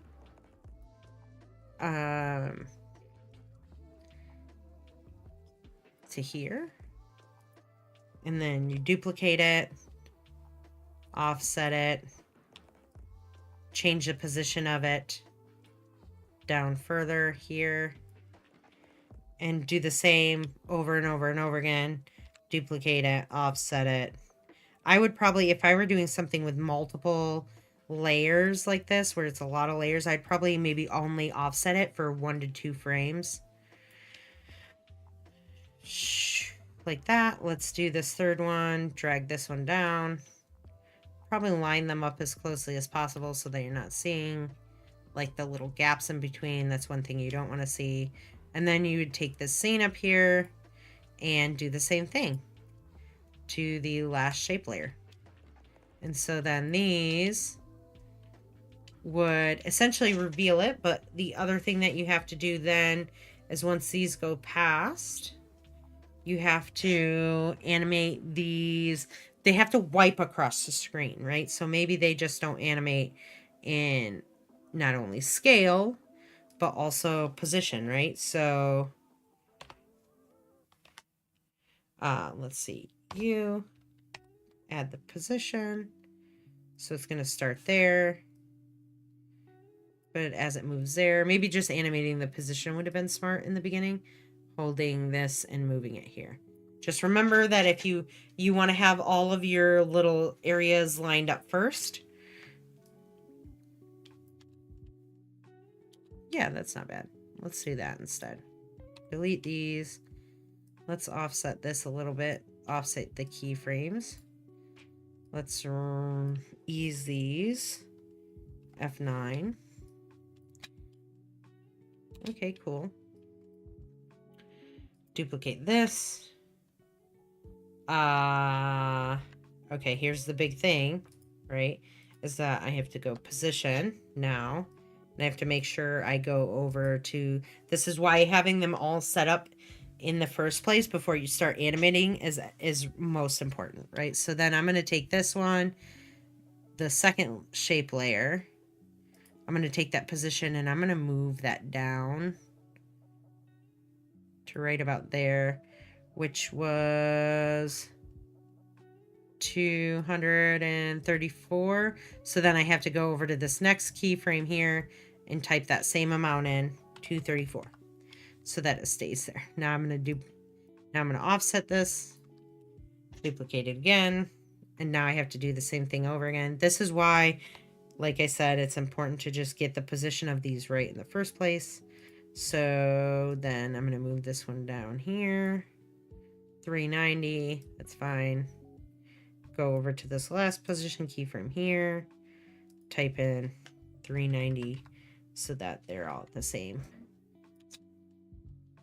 There we go. And then, so animating the scale and the position gives you kind of this shortened looking block. But you could also do that by just not making it as big, right? So just keep those things in mind. And then we're going to, I would, for this one,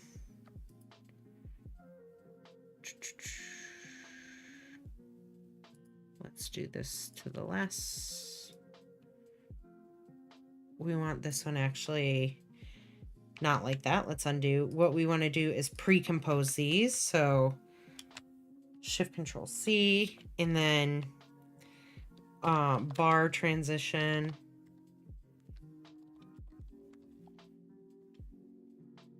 Pre-comp. Okay. Now let's try and reveal, use this on the bar transition pre-comp that we did. And so now, turn that on. It's going to reveal that second one. So you can see how it's like revealing it this way, right? But then you want to make sure, here's the other problem, is that with this one, we do want them all to be, let me see. I guess we don't need the position keyframed on these. Just the scales. Let's move all of these to one position back here. What was that? Negative 180. And then I'm going to put that for all of these. You could still do the other way, but you just have to make sure that after that, you're like also just, it has to be left on the screen. I would probably do it this way. Negative 180, not negative 80. What the heck is going on? Negative 180. Okay, there we go. So now these are going to do this. Obviously, you want them all to be this one, scale, smaller. Same with these ones. So you just have to adjust everything now because I didn't think about this and just started doing it. This is like, you know, part of experimenting with stuff. Just figuring out, starting it. Here we go. So now when I do that, it'll reveal all of that. Another thing you could do, right, is kind of that kaleidoscope. I've seen someone else do this before, is taking that kaleidoscope of butterflies effect that we did and make so many of them that they move over the screen and kind of make the transition for you. And a lot of times what you'll see people do is create like a big shape in the background, like that has the images of those like you could have the images of the moth drawn on the shape, and then it moves in just one big shape.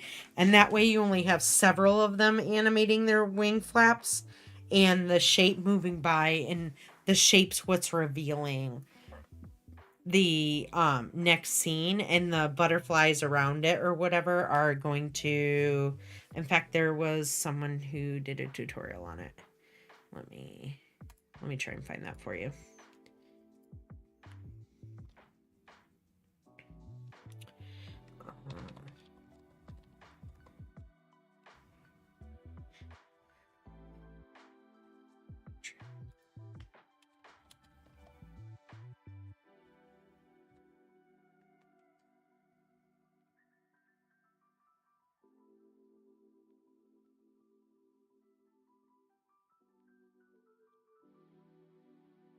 Let's see if I can find it.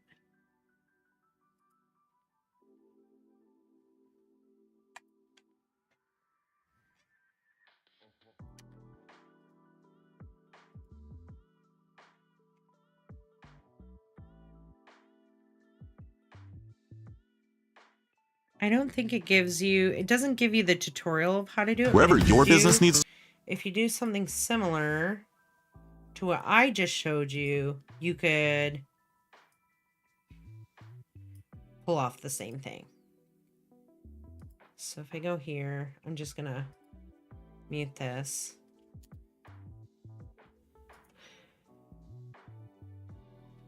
All right, this is an ad.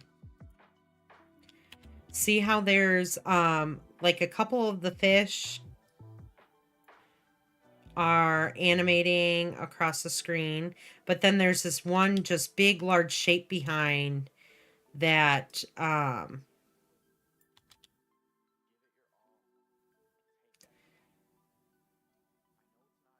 and how to use it, like different ways to use it. This big large shape that's drawn up of all these things, that you can see the butterfly one right there, just using a bunch of them and moving them over, and maybe just having a couple of them flapping their wings, right? That would work really well for the one transition that you're thinking about, Lena. Very similar to like using all of those shapes, right? So that liquid effect shape that I did, is very similar to this stuff. That's a lot of these are hand drawn. So if you guys want to test at hand drawn, trying to do a hand drawn transition, you can. But you can absolutely do like pull this thing off with just a couple of them like fully animated on top, and then one big solid layer that just looks like a bunch of them moving over. And I think that it pulls off like a really cool effect.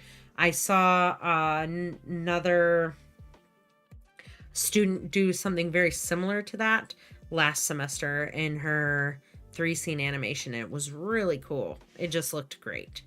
So, you know, different ideas to use transitions. As far as creating, let's see, as far as creating like a rigged animal, let's do something very simplistic here right now. New composition. It's going to be kind of fast and just like where you would put anchor points and stuff. So let's just draw like a quick animal. Just blocky areas. So I'm going to name this one foot 1. Let's think for a cat. Let me just pull up a cat image for a reference. But I think their back legs move, like all animals move backwards, right? Their joints are different. So you just want to bring in like, so a back leg would be like this, kind of shortened. They would have another area, making sure you're not drawing on the same layer, so clicking off. And you could obviously draw this inside of Illustrator, right? So I would draw this. Let's round some of these out.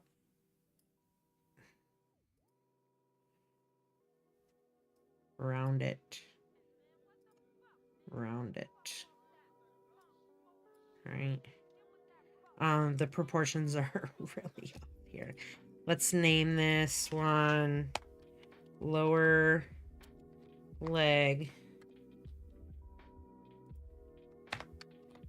upper leg. Probably 1, because you got to think you're going to have 4 legs. So you're going to have 12 layers that are just for the legs. So this gets complex kind of quickly, right? But let's think we're going to have a body. And round that out.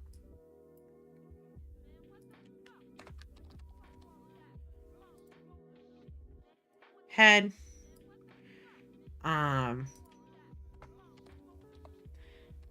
Attached to the body, you'll probably have a neck, which I would honestly probably just have on its own layer just in case. Possibly. Let's see here. I would definitely have the ears on their own layer. Let's see. The neck. We'll do that. Round these out a little bit. Reorganize where this would be at. So the neck would be behind the head. And then obviously you'd have more legs, and then the ears. So let's jump to our star, and we're just going to draw 1 star and change the points to 3, and obviously make it smaller, much smaller.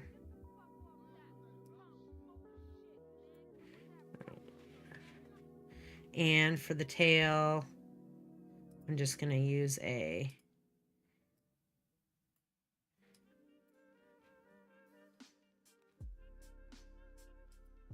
let's do the stroke. Let's add the stroke. Color of the cat. No solid fill.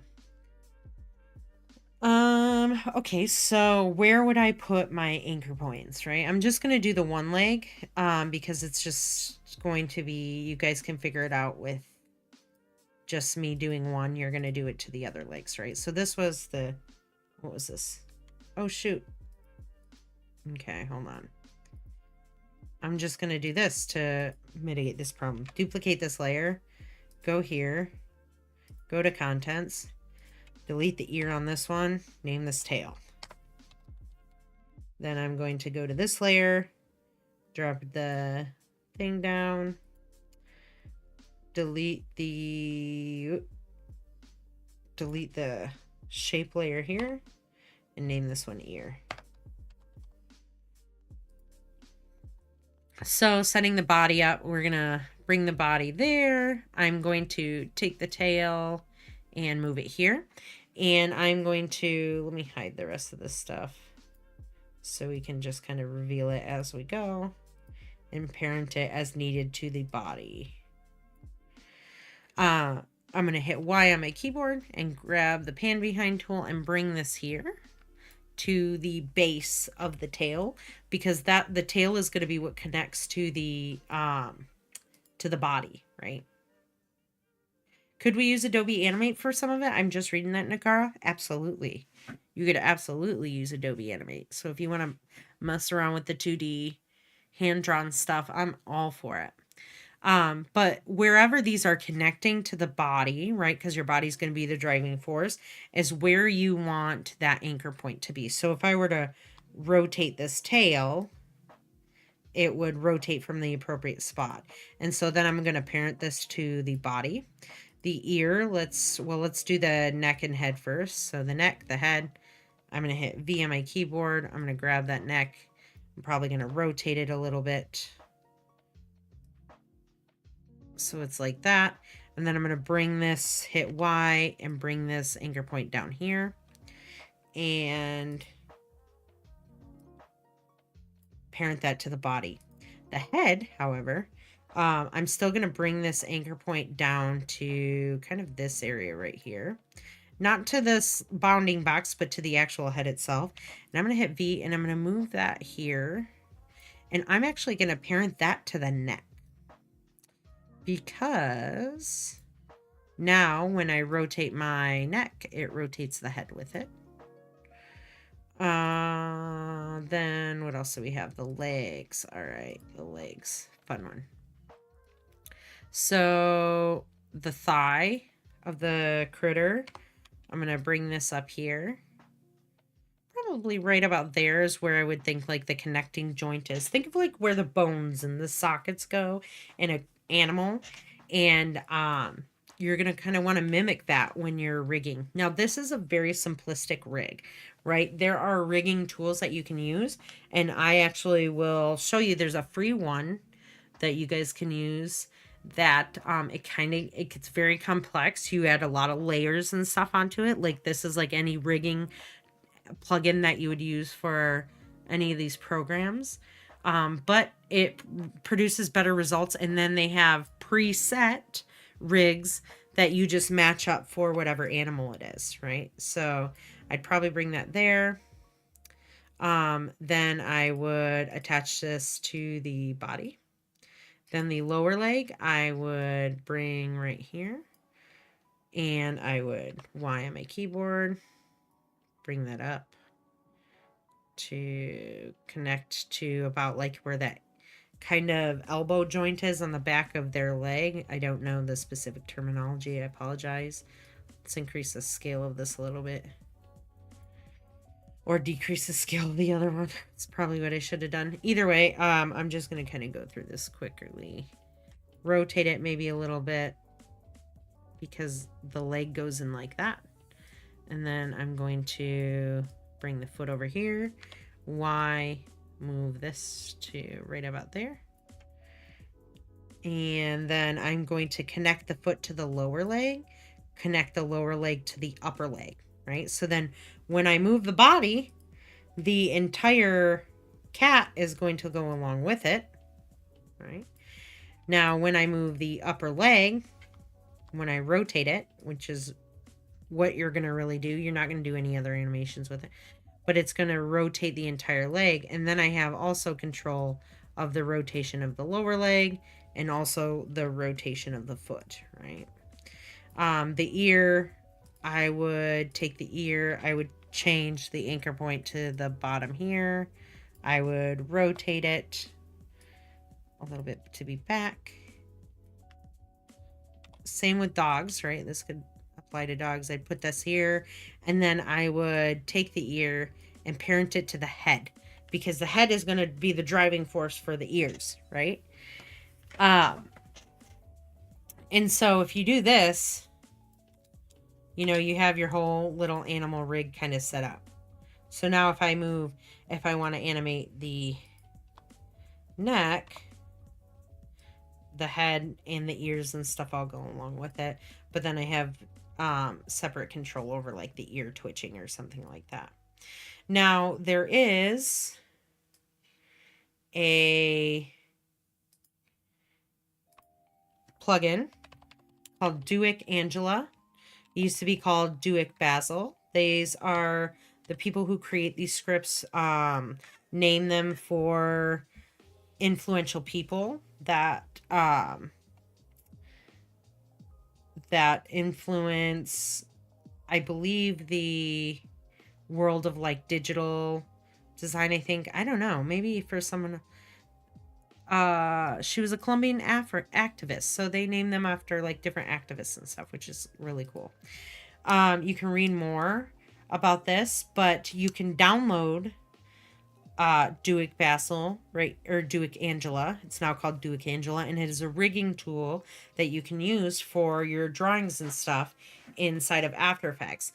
Or you can just use shape layers and do the same thing. Now, if I go here, first of all, let me copy this. And I can put this in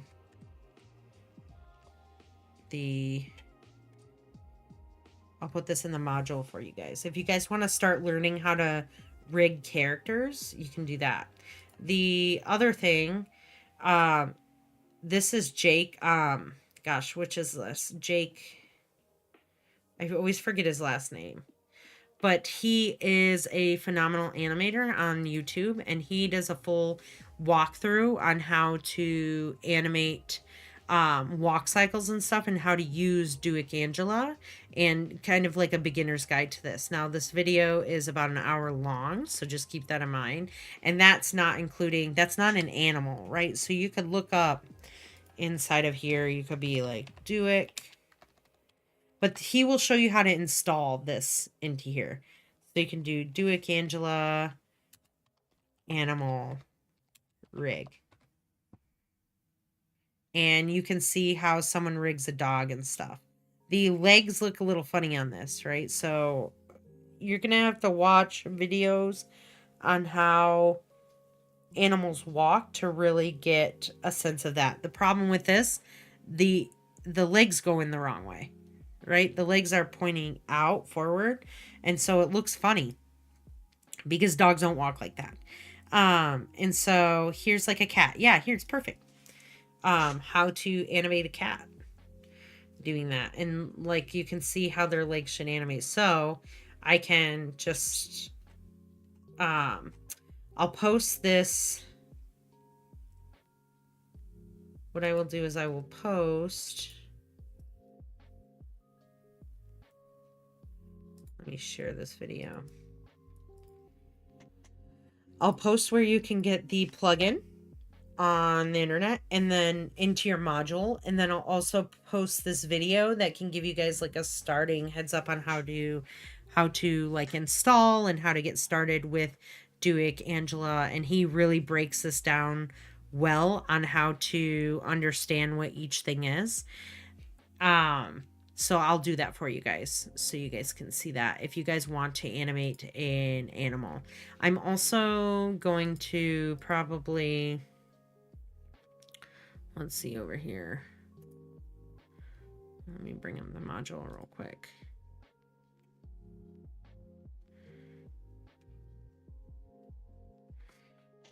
I'm going to shuffle the dates just slightly so that you guys have a little bit of, well, you guys have a week date range to submit this. So if you guys want feedback on Monday, turn them in by Monday night for Tuesday's class. I'm sorry, if you want feedback on Tuesday, turn them in by Monday.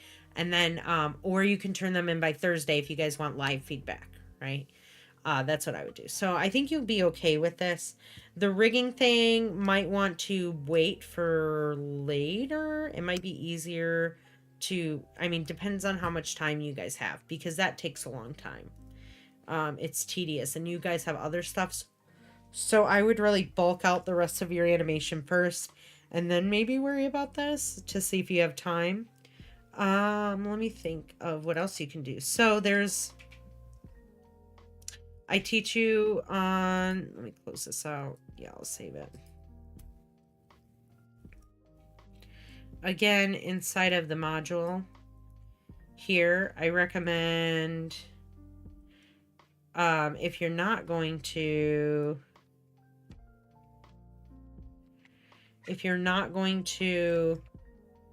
rig up an animal, right, which I say is a lot, you can just do tail movements.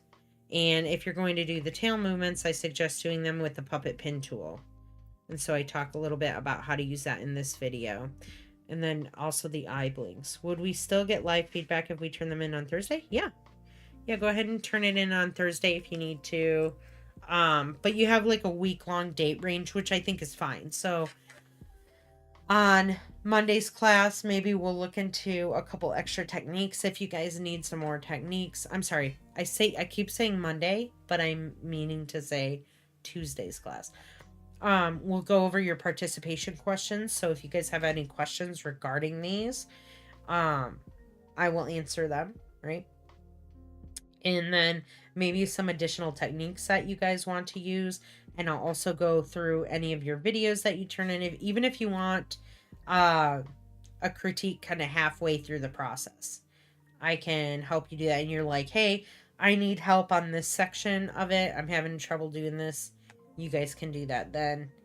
And we'll kind of do that next week. We'll do reviews of this, maybe some different techniques and tools that you guys can use. and I'll give you feedback on that. So, and then we'll start talking about our next project. But I think I'm going to cut out a little early today. How do you guys feel about this project? Are you excited?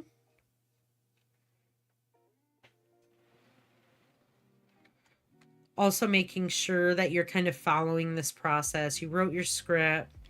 You're going to record your VO, sketch out your scenes if you want to, drawing them, creating your assets, all that kind of stuff. Finding music. Don't forget music. Again, the music that I've given you down here. Options to find music. Cool.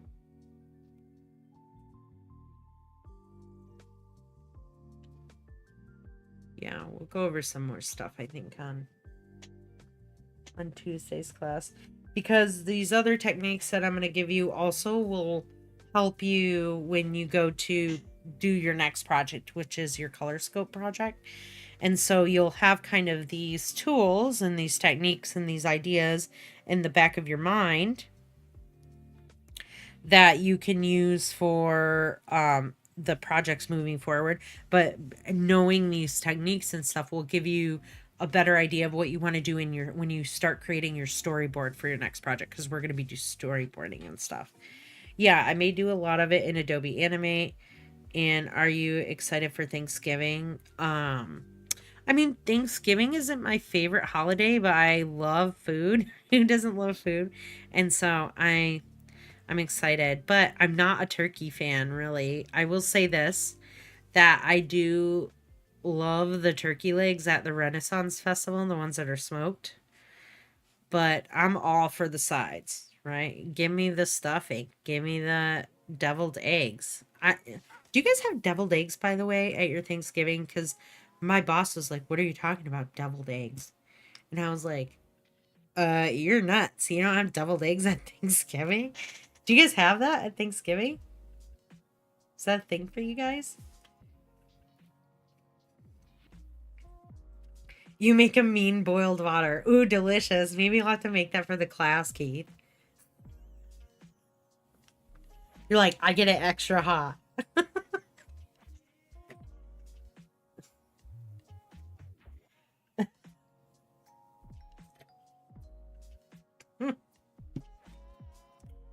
He's like, I even season it. Just a little salt and pepper. You don't have, Lena, you don't?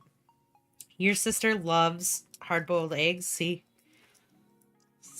Lena, what kind of stuff do you do at Thanksgiving? What do you guys do? Yeah, and some of my family, deviled eggs is traditional. Also, green bean casserole. Don't get me, I love green bean casserole. Do you guys remember the video? My friend and I were talking about this and we were laughing so hard. But the one where she's all, we're gonna stay home and get all fat and sexy. It's like my favorite. We laugh about that all the time. Fat and sassy. We're just gonna eat bread. Ooh, hot pot soup. Oh, heck yeah. I'm all about hot pot. Thanksgiving at Lena's house.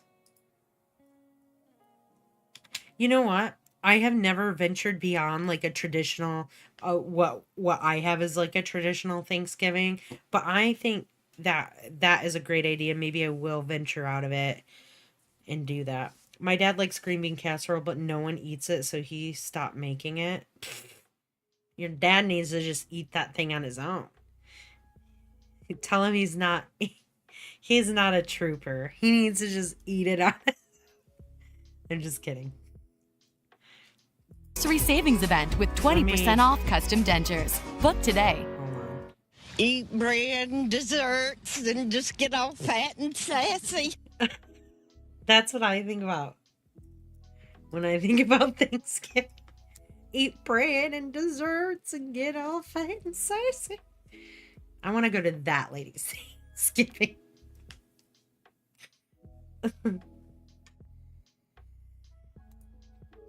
Good job, though, on your scripts, you guys. I'm excited to see your stuff.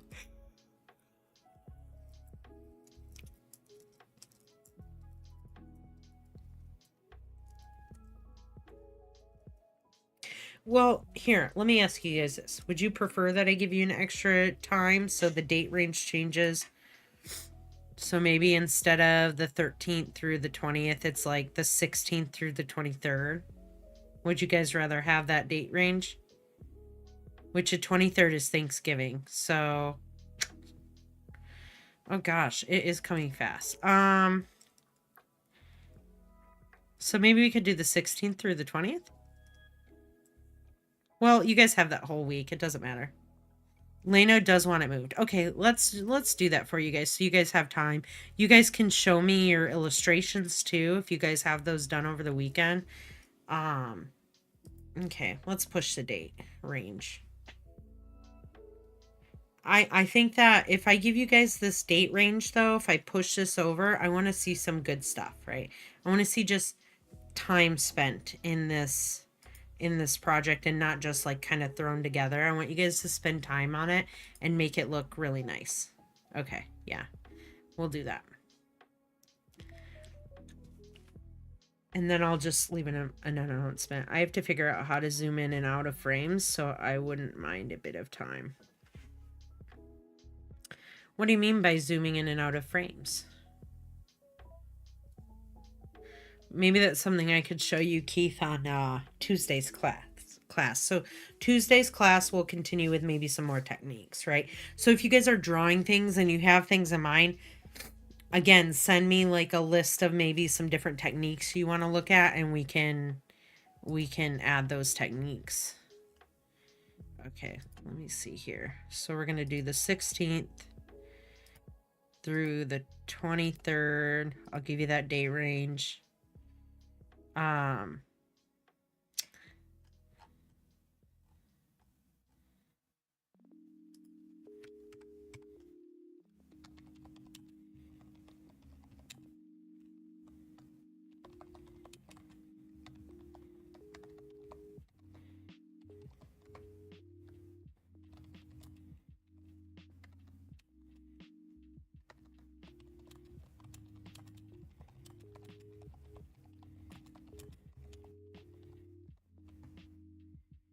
One of the examples I had a cool moving leaves while the camera zooms out in the animal into the animal in the jungle. I had an idea to use a method for your bird project. Okay, so the one where the leaves kind of move and you zoom into the project, you said? Moving leaves while the camera zooms into the animal in the jungle. Yeah, we can do that. I'll show you how to do that I'll show you guys how to do that on Tuesday's class. Just remind me, Keith. Remind me about that. All right, you guys, I'm going to finish updating this. I kind of had an idea to use that method for your... Oh, I read that already. Okay, I'm going to let you guys go. I'm going to update the module inside of Canvas with the link to download the Duick Angela. And then, yeah, I know which one you're talking about. That one's cool. Okay, we'll do that for you. I think that would lend itself really well to your project. But you can draw the stuff or illustrate it inside and get your assets ready for that, so that when I show you, you can just animate it as needed. The module, I changed the date, and I'm going to also link up where you can download that Duick Angela script. And a script, again, just like an extension of your program. This is free, so you guys don't have to worry about paying for it. And then I'm also going to link a tutorial on how to essentially navigate, use, and download and install the Duick Angela program here. So, yeah. Thank you guys for joining the class. I hope you guys had a good night and enjoy the rest of your weekend. And I should be feeling better by then. But we actually made it through most of the class, so just 15 minutes short. Have a good weekend, you guys, and I will see you on Tuesday. Write me if you have any questions in between. Okay? Bye.